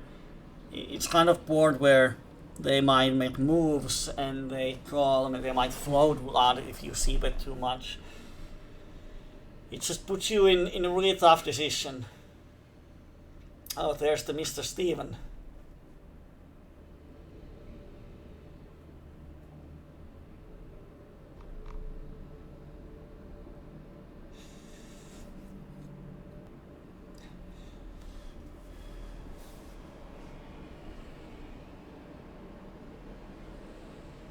And he bets the river.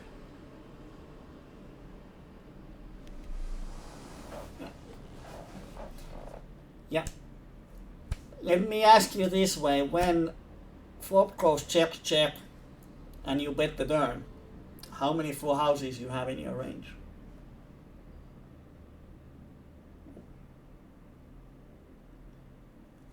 So A, it's that you don't see bet, and then you bet the turn when the flush straight completes. I think that's a really rare situation. Yeah, pocket sixes is the one, so if Steven has 1 sixes in hand, it's... And the thing is, would he pot full house?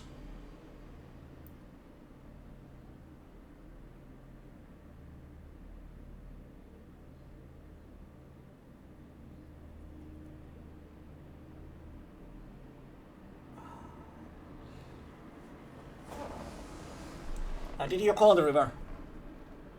Okay. I think it's very justified because it's a spot where you just don't have legitimate hands to call a big bet. And this now you're quite top of your range and you're blocking the full house with 7-8. You're blocked.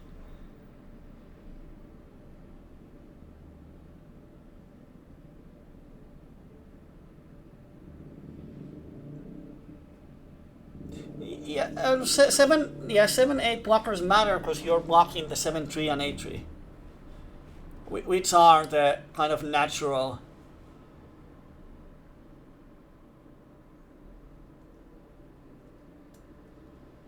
Well, 7-3 with spades, 7-3 with diamonds.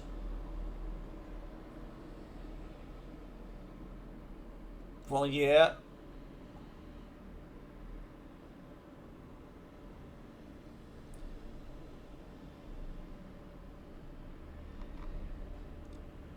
Oh, we had a 6-3. Oh, man. That sucks. That sucks. I think you have one of the better bluff catchers.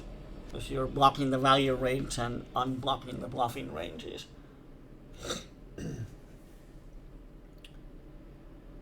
Queen 8-5 post-flop options. Alright. Big blind different, flopping second nuts. An opponent goes for bet. Yeah, check raising is kind of...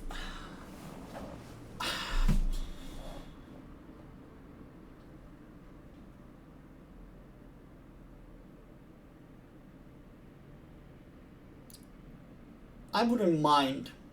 Because you have 2 queens. You're blocking the king queen. So I wouldn't be that worried about. And if he re-raises, then you can just fold.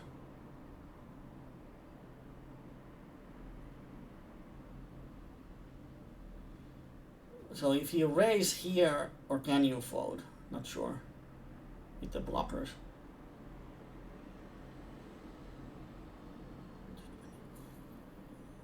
Yeah, 8. So you could raise to 10 euros or so. Which would leave...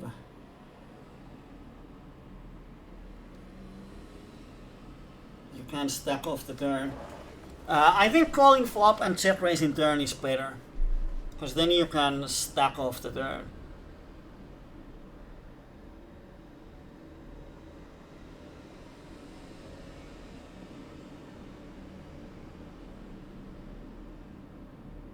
No, I would say half a pot universal read, it's 2 pairs very often. I'm not sure what to do, I bet half a pot. So I think raising turn is fine, and then river is a blank, just shove it. Did he call or fold? Yeah, I think he had two pairs very different. That's what people do with two pairs like jack, and they are not sure what to do. And then they do the half a pot, which is the worst possible sizing.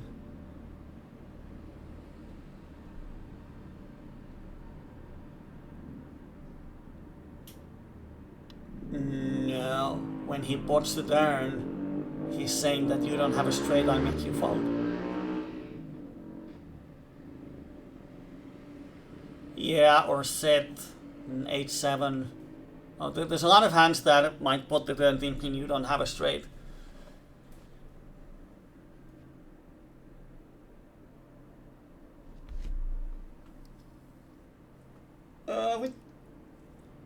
With the 8 high flush draw, I would just shove the turn. You have the second nuts with the redraw and you are blocking the nuts. So you have the best hand very often, and when you just check on the flop, you're under rep in your range. So he might barrel, he might very often bet the turn with sets, two pairs, weaker straights, combo draws kind of hands. Because there's so many nasty rivers.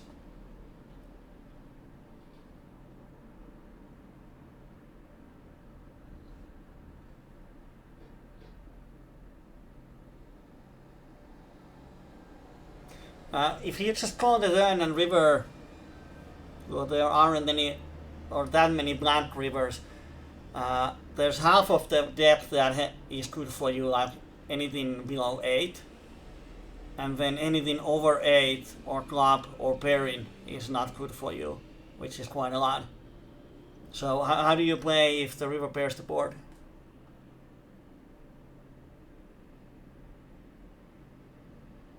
Now how do you play if the flush completes?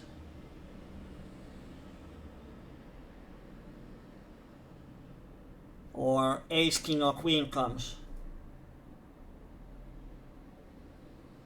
So the thing is that only 2, 3, 4.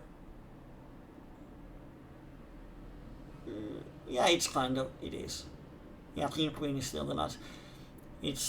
There are some blank rivers, which then you could go for check raise, but it's like if the 8 or 7 comes, it might tone down his bluffing frequency because some of the 10-8, jack 8 type of hands, queen 10, queen jack gets there. So if the river is deuce, 3, 4 or 6 of non-clubs, those are the ones that he might bluff with high frequency if he's bluffing the turn. But then the thing is, if it's once again, if he has the king queen and you call the blank river, you're going to lose anyway.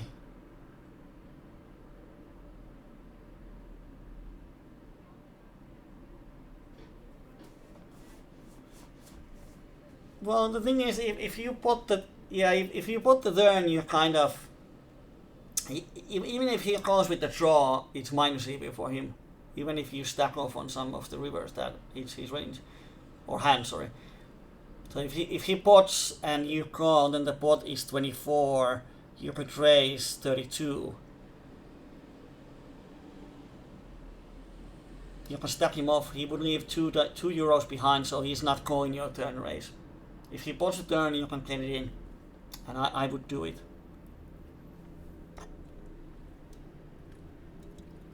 Because if he has the king queen, you're going to lose your stack. Most of the times anyway. Or you're going to lose a big pot. But when he doesn't have the king queen, you win more when you just shove the turn and you have the queen blockers. I would do it. If you had just one queen for queen 8, it would change the situation quite a lot. Because then the chance of him having a king queen goes up quite a lot.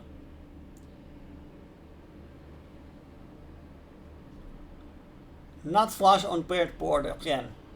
Okay, you open, you get 2 callers, flop, you have the flush draw, so you check, and there's a bet call, and you call, then you have the nut flush on the turn, and you decide to donk bet. Yeah, I like donking here. It's Yeah, and it's once again how to get the most value. The only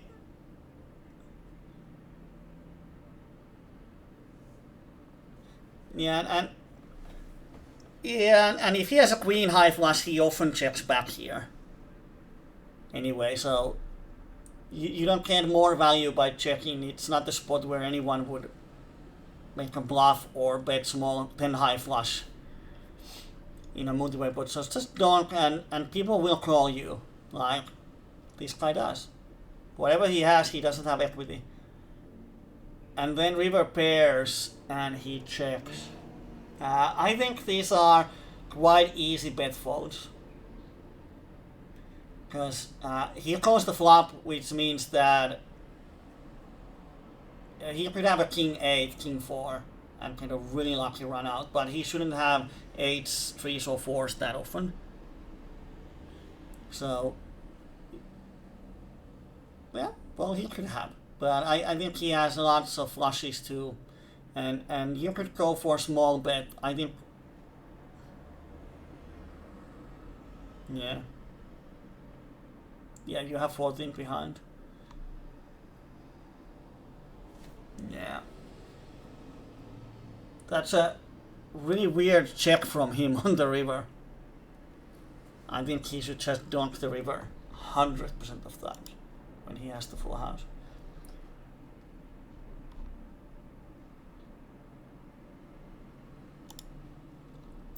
Ace Queen 7-6 for the turn raise. Acro open, so I need to put my air conditioner on. So under the gun opens. There, oh, it's the lucky one. Button call, and you call big blind. And flop goes checked, and you lead the turn. I wouldn't lead the turn. I mean, you have middle two pairs. It's not the spot where you want to bloat the pot versus Acro, who's always looking for reasons to call or raise.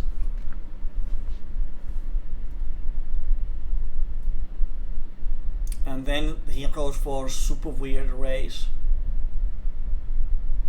I would just fold. It's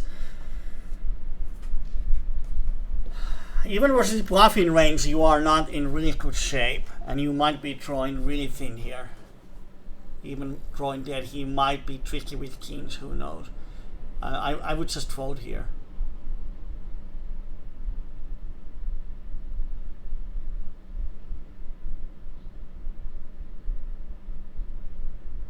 With the king queen, I would stack off.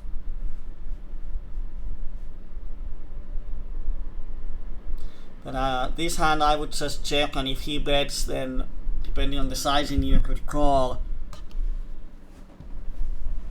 But he has something. He's not raising here with air. And the 4 is much. He could have like 5, 6, 8 with diamonds. Could have a set of kings that he was tricky on the flop. But when he raises 3-way, he definitely has something. And too bad the something range crushes you.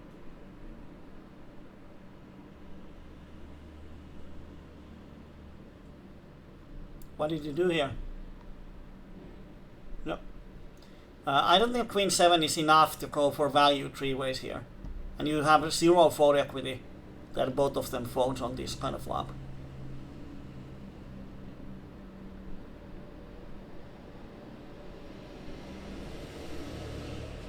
I mean, it works better as a bluff catcher than value bet.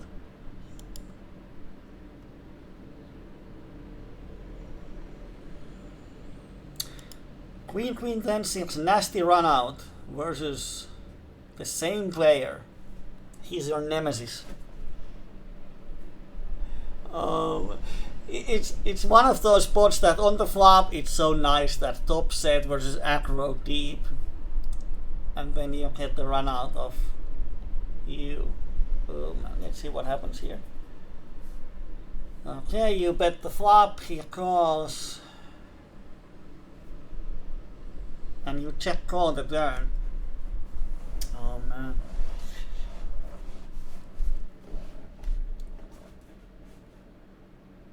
Yeah, I'm thinking that would I bet or even check raise? Probably check call is the safe route.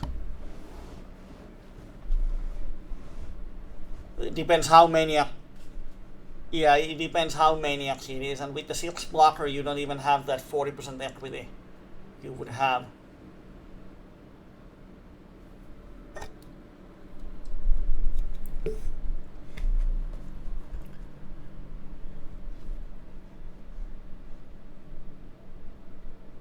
Yeah, the weird thing is that he bets the river.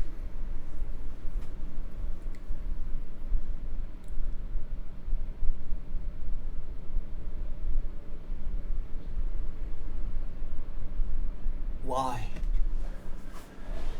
Well, he could, but I think.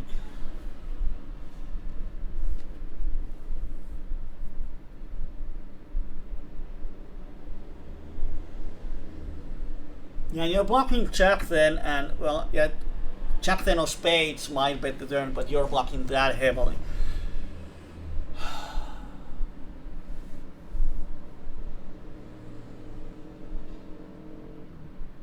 Yeah, he can.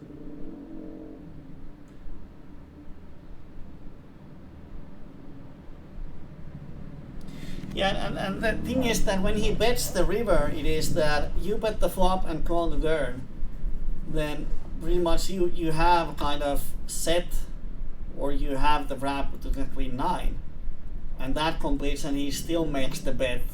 It looks like really value bet. It's really hard to find bluffs for that line.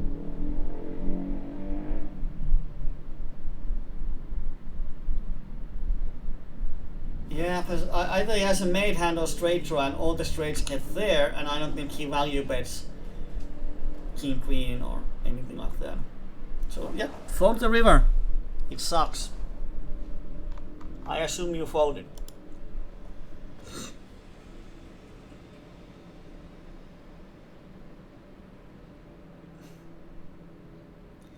Yeah, it sucks. But then it's like it often sucks because on the flop you get this idea that now we're going to win a big pot, and then you have to fold the river. No, that deep, I don't want to give up my hand strength on the flop. Cooldown versus Acro, is it the same player? Yes, it is. We love Lucky. PLO25, you just call it pre-flop. Yes, nice. Yeah, 200 pips deep, just call. And then he bets the flop, and now the problem comes, you have a cutter and backdoor flush draw. And now when we play versus Acros, it's kind of, you have to know that he's going to barrel a lot of turns. He's going to bet a lot of rivers. And now when you have just the cutter and backdoors and the overpair, unless the turn is one of the 3 sevens, it's hard to call if he bets big. Even if it's a diamond, it's not super easy to call. So what happens here when you call the flop, you're going to fold way more than you're going to win by hitting your hand. And I know it sounds weird, but it's just, your hand is not improving often enough, strong enough, that you can comfortably make a call down or something. And when that happens, often just giving up the flop is a bit easier option. Like now the turn is a 9, and now you have the same cutter still, and he goes for 355, you can't call the turn.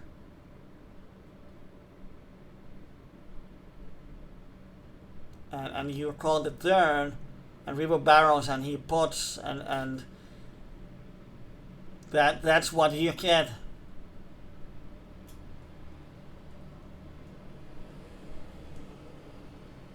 And now we don't know whether he, well, you're blocking the straights. So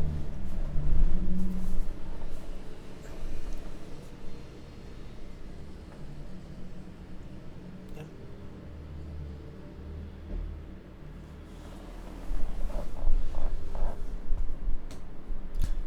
Yeah, I wouldn't mind. I mean, there's merit to hero call, but that's the problem. When you call the flop and turn, you will get into these kind of river spots very often.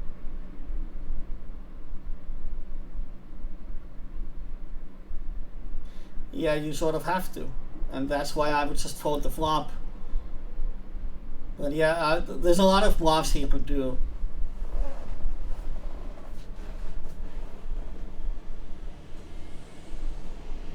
Yeah, so you did call. Yeah, it's just versus acros, you really have to do the decision on the flop. And with that hand, there aren't that many runouts that you can make the call down. I would just fold the flop and wait for better hand.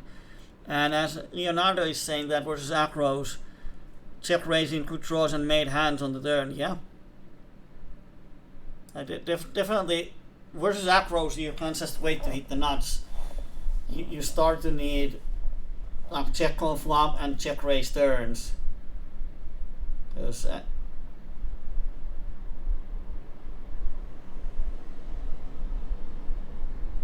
Yeah, you often get deep with them, so I would say 200 pips deep out of position versus acro is not the spot you want to be.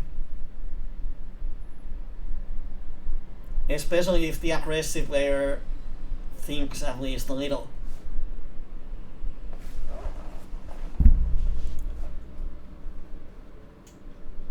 Yeah.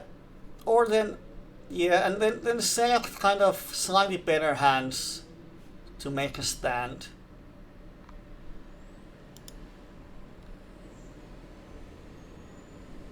But yeah, the river call is good.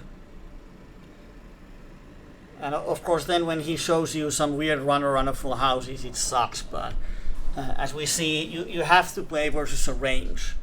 And the thing is that if you have doubts on the range that he has, like should I call the river, then you can use the poker choose to do that. Give him a range for the flop and turn and see how often he has a bluff on the river. And then it kind of helps. You can see that okay, he has 75% of bluffs on the river. This time he happens to have the value hand, so you don't have to doubt your. Two more hands.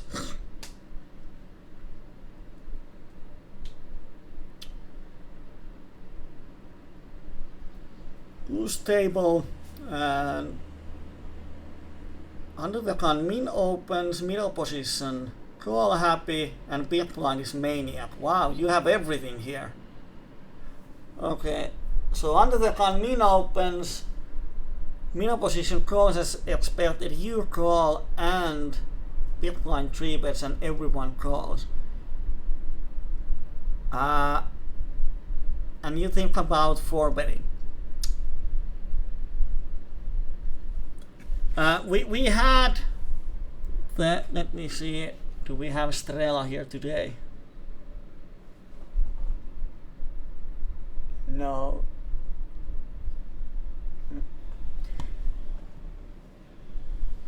Yeah, I think calling is fine when you know someone is aggro behind you. The player yesterday who went bananas in the chat on the stream, he's kind of player who shoves here these kind of hands in multi-way spots. And I think equity-wise it's marginally profitable, but if we make 4-way all-in, then you never have more than 25% equity. Unless the opponents have exact kind of hands. But versus any ranges, you're not crushing anyone pre-flop with this hand. So if you 4-bet here, everyone calls, it's just a flip. Because you don't have inbuilt equity with your hand, you have to hit something. So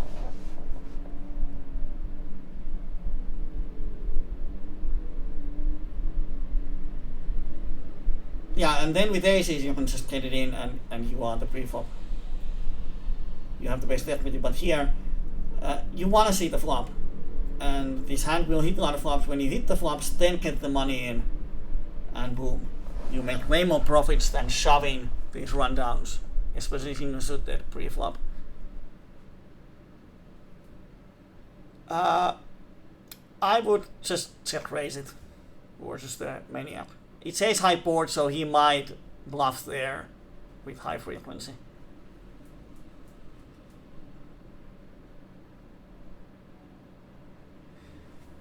Yeah, then you have a hand that you can check call. So everyone checks. Wow, and then yeah, then you fold. Yeah, but it's an important concept that you don't want to get four-way all-ins with hand that has 25% equity versus the ranges. That's not what we are looking. Sometimes it happens, but it's not something we actively want to happen. So that's why with these rundowns, we want to see the flop first. But a lot of people you see that in those multi-way situations, they just say fuck it and then shove any kind of hand. Well, just a second, let me open up the Oracle. Let's zoom a little. And how active was, okay, 3-better is 3-betting 50. Yeah. Well, I would say that let's give him, would he 3-bet everything?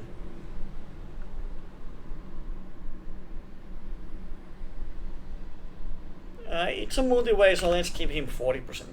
It's still damn wide. And then we have the min opener, who we have no idea. Let's say he opens all the good looking hands without aces. And then we have the VPIP, 70% without aces. And then you are with ace, queen. So let's see with your actual hand.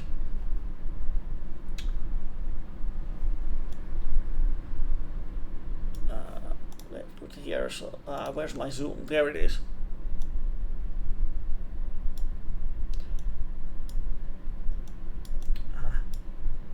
So you had 25. So we don't want to shove pre-flop.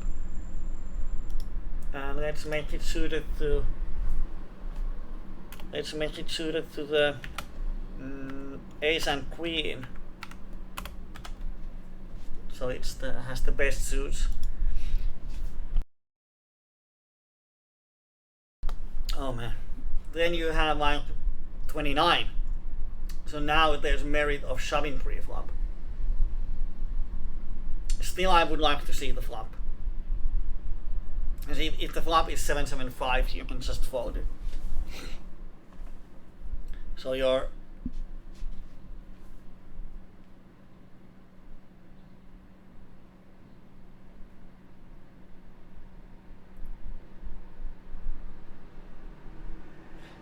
if the 1-3 bets and they call, you have to assume that if you 4-bet, everyone comes along. I don't know. There should be 4 equity, but we have a min opener and VPIP 70, so you never know.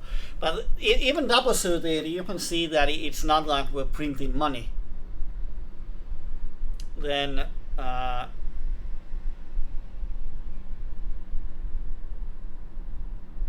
if everyone is 100 pp's deep, then 29% equity is around 116 minus the rake. Well, it's still up 10 pp profitable if it goes all in. But I think you get more EV if you see the flop, because then you can fold blank ones and stack off when you actually hit some way. Did we have one more?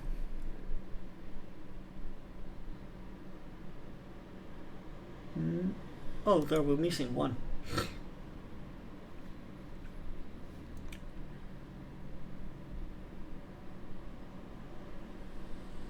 So middle position active, folding to 3 bets, yeah, and it's pretty standard 3 bet from the small blind.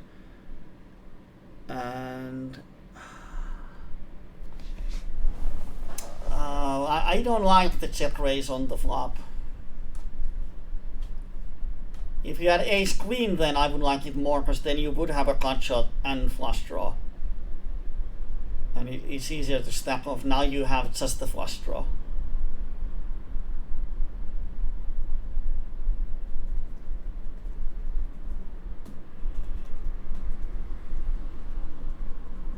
Yeah, it's not horrible, it's just he bets big on the flop, so he should, that should be something that hits the flop. It's not the flop that he would stab with high frequency. So when he bets big that flop, I think very often he has a hand that connects with the flop. And then versus those hands, you're not crossing him. You're not getting money in as 60-40 favorite versus his range. If he bets like half a pot, I would like to raise more. So I think it's a bit loose stack off.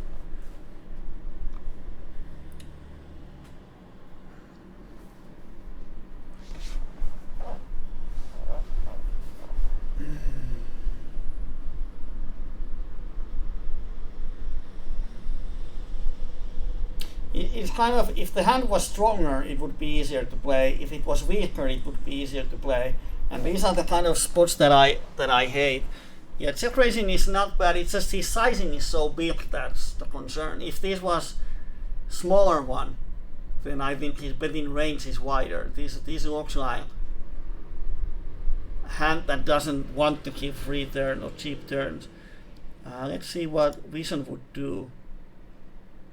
Vision might actually check raise. I wouldn't be surprised. Jack 8-5, what it is. Small blind versus under the gun. We don't have it. So we have to use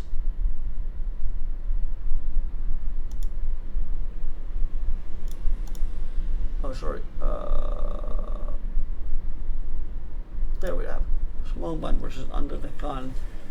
And what was the flop? Jack 8-5.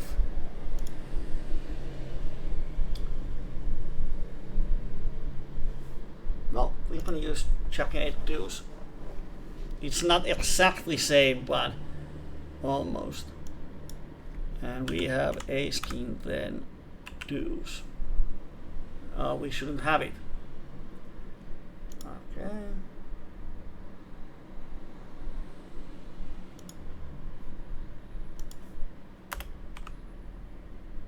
No, we shouldn't have it.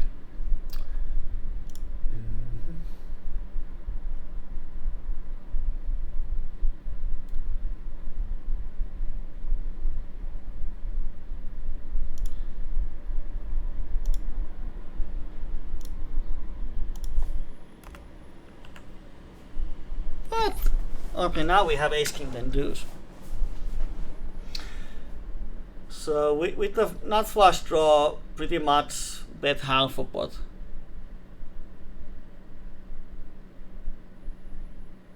Yeah, pretty consistent.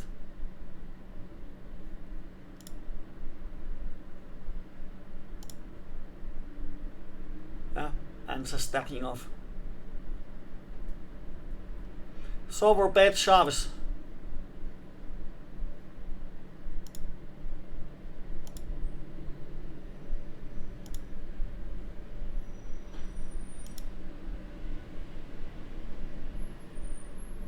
With that suited to check fold, but yeah, button range is way different. For some reason it doesn't 3-bet ace king then, and we don't have that exact board. We could figure out how to do the similar hand strength on Jack 9-5, but it's more trickier. So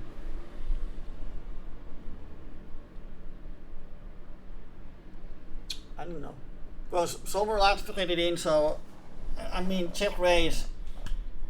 Yeah, I said it's not horrible. It's just when he is sizing his that big, I don't think he's going to fold often, and then we're just flipping versus his range, probably. So I would prefer to raise to a smaller bet. But then calling doesn't sound nice either. Yeah. What did he have? Jack 8, 9, 10.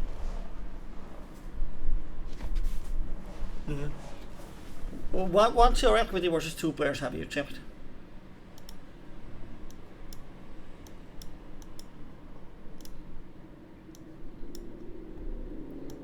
Oh. 50-50. I'm not sure if you favor it, but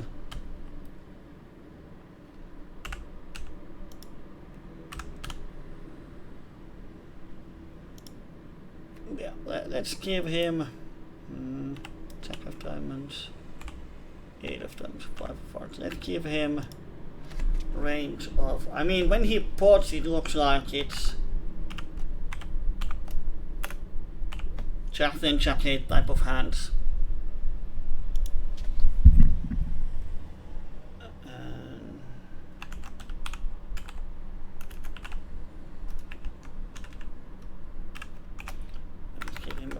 Range of 30%. Yeah, 50-50. I don't mind. Not super happy about it, but then like shoving flop makes your life easier because any other option doesn't sound better.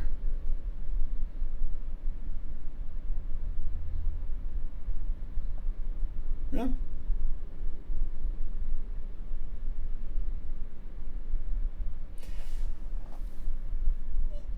Yeah, then we just have to see what happens on the turn. And it's definitely, yeah, and the thing is that strategy wise, if you want to check raise the flops, then this would be a good candidate. If he stabs the flop with slightly wider range, it's just his sizing that worries me. But we don't know his sizing before we check, so yeah, we had almost 3 hours, and we were watching 2 hours Ghaleon's video from Unibet. And Poker Matrix, you have played on Unibet. Why in the world did you leave to play on PokerStars? It's like you have 2 places that you can go for vacation. One is an island on Caribbean Ocean with pretty girls and free drinks, and then the other spot is on the Antarctic without any winter clothes. Which one would you choose?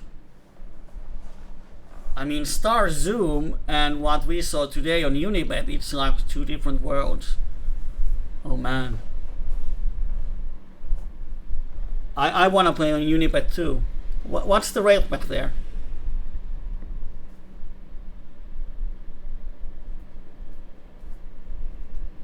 What is considered a lot?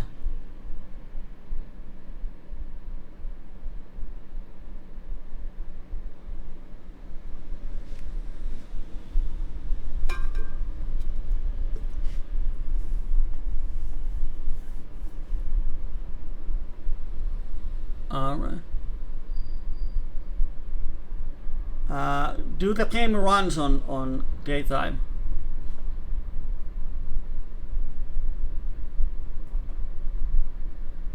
Oh, Matrix is offering under the desk deals.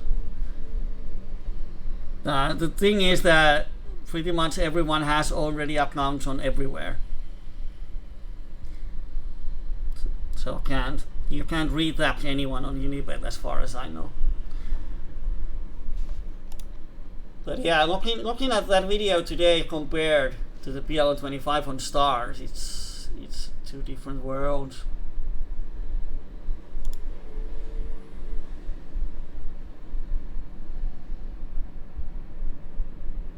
Alright, last hand.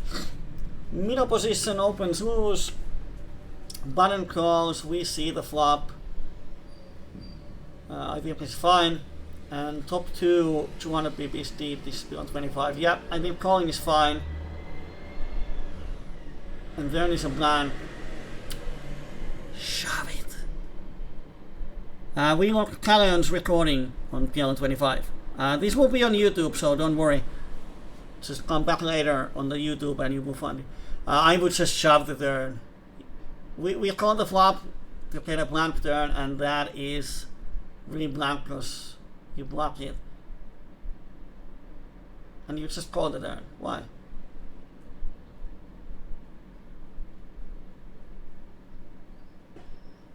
You have top 3 versus a guy who has minion draws in his range. And you block all the better hands, queens, tens.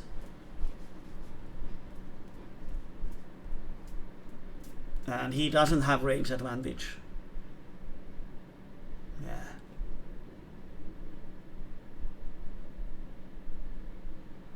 Yeah, on the river, like, yeah, on the river he's going to bluff all his draws. So yeah.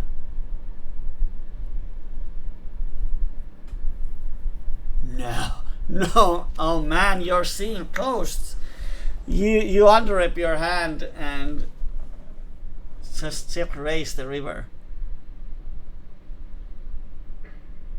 I mean, you can't be afraid of queens when you play it this way. He could have 10-3, 10-6. Although you block those, he could have kings with diamonds and he hero calls. Oh man, I would just raise the turn already. Because there's so many nasty rivers.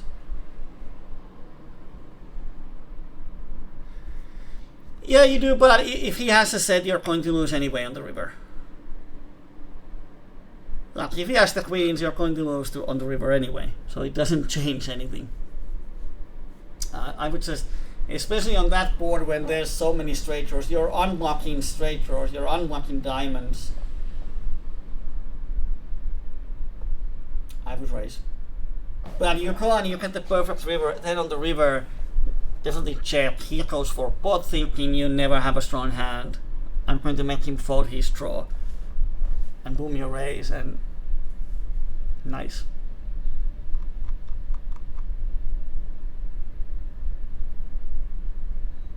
Then I would call, probably. He still has some draws.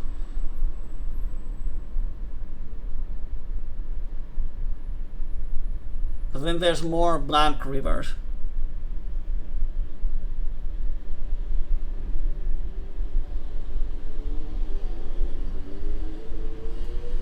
And Leonard is saying you should amp up turn aggression a bit.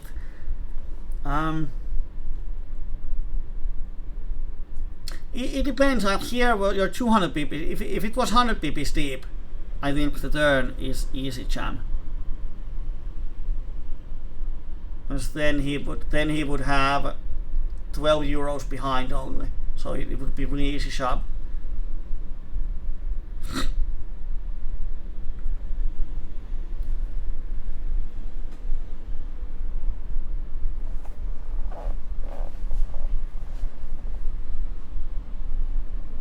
Well,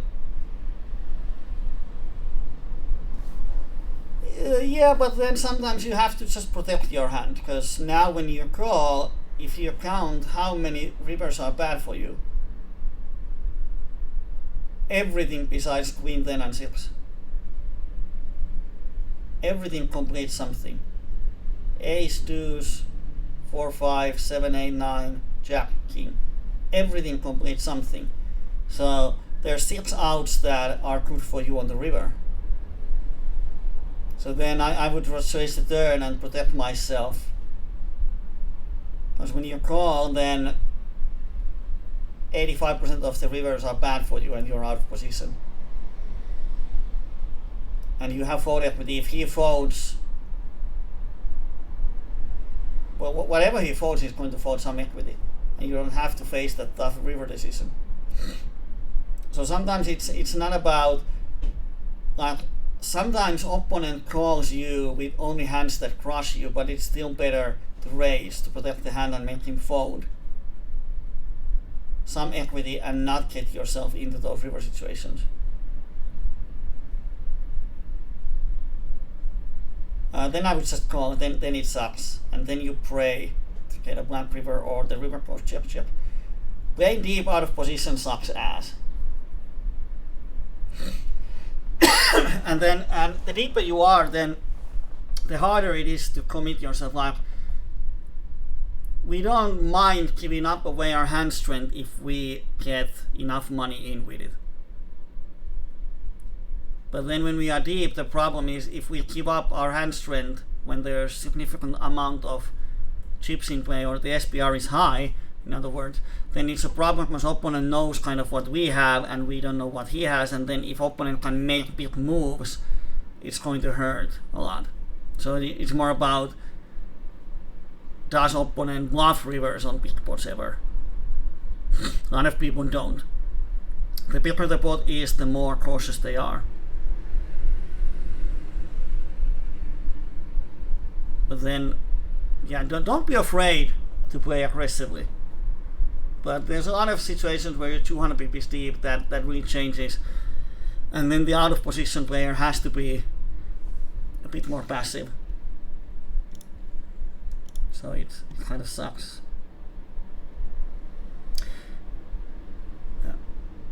Yeah. Free coaching. Ghaleon won 3 hours of free coaching on the streams. So it pays to watch the streams. Yep, as Leonard is saying, is one approach is to leave when stacks gets to 200 pp's. In Zoom it's easy, you can leave and come back. Just reload stack to 100 pp's. In normal tables, let's say you have 4 tables running and you want to play 4 tables, then sitting out means you don't play at all. And deep, I would say playing deep is a problem if opponent is capable of bluffing and capable of making big bluffs. If opponent is not, then being deep doesn't really matter. Because versus passive opponents, you can dictate the size of the pot, because opponents only raise with nuts or super strong hands. So very often you decide how big the pot is going to be. So passive opponents being deep is never a problem, but versus maniacs and good regs, it is. So it's definitely worth thinking, if you're out of position to those players deep, then yeah, maniacs often get deep. They either can bust or deep. So that's why you see so many deep maniacs. And playing deep versus maniac is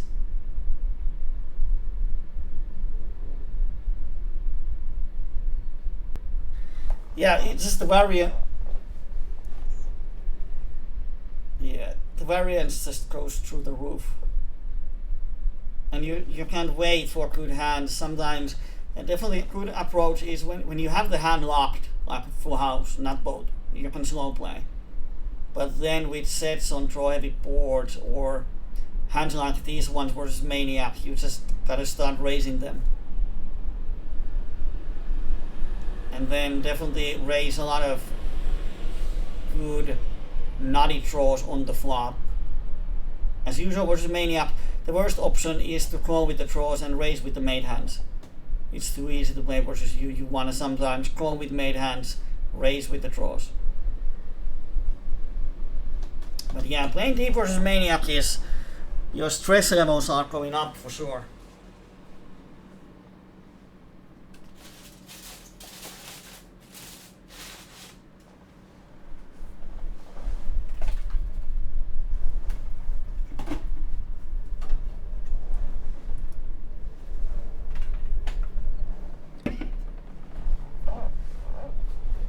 Yeah, I would often, versus those maniacs out of position with top set, I like to check call, because then when the board pairs, they never give you credit for full house. And if the board doesn't pair, it sucks for you. If they put you on a set, so you have to be well tricky. And Matrix is saying, hate to play deep versus maniacs. Yeah, you have to have a good plan. If you don't know your strategy versus maniac, then it's probably better not to play. If the strategy is to wait for good hands, then it probably is not going to work. Because then the maniac is picking up 10 small pots and lose 1 medium sized. So you need to have the strategy clear in your mind. How am I playing? How am I playing pre-flop versus this maniac? What is my flop strategy? What hands we're playing aggressively on the flop? What kind of hands we slow play? And so on. So it's a good thing to think when you have that maniac, ask yourself, what is my strategy? How do I adjust versus this player? And if you don't know, probably another table would be a good choice.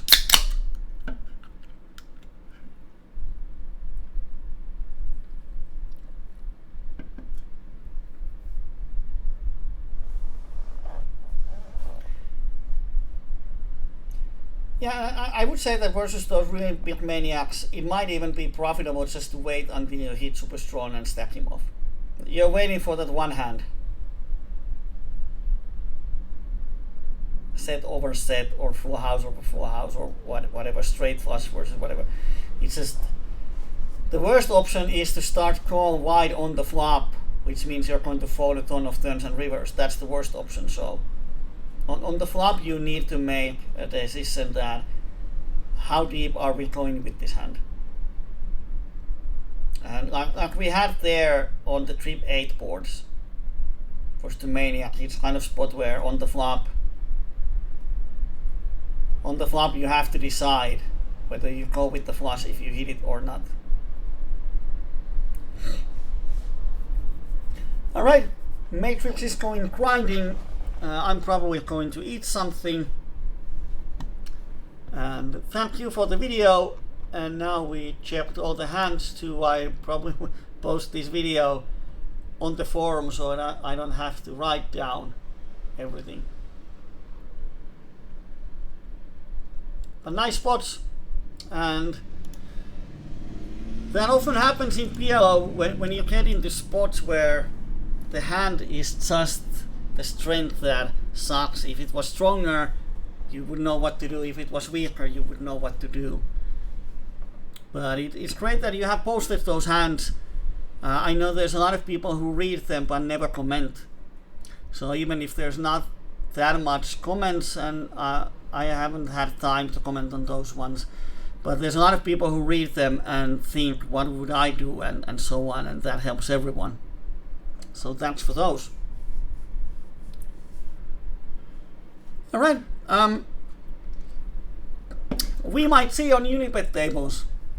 I gotta check if it runs on suitable hours. That looks so juicy that I have to get a bite of that one. So let's see if we collide there at some point. Now, thanks for this one, and thanks everyone for joining. Thank you, Leonardo, for questions and comments, and we will see you on the later streams.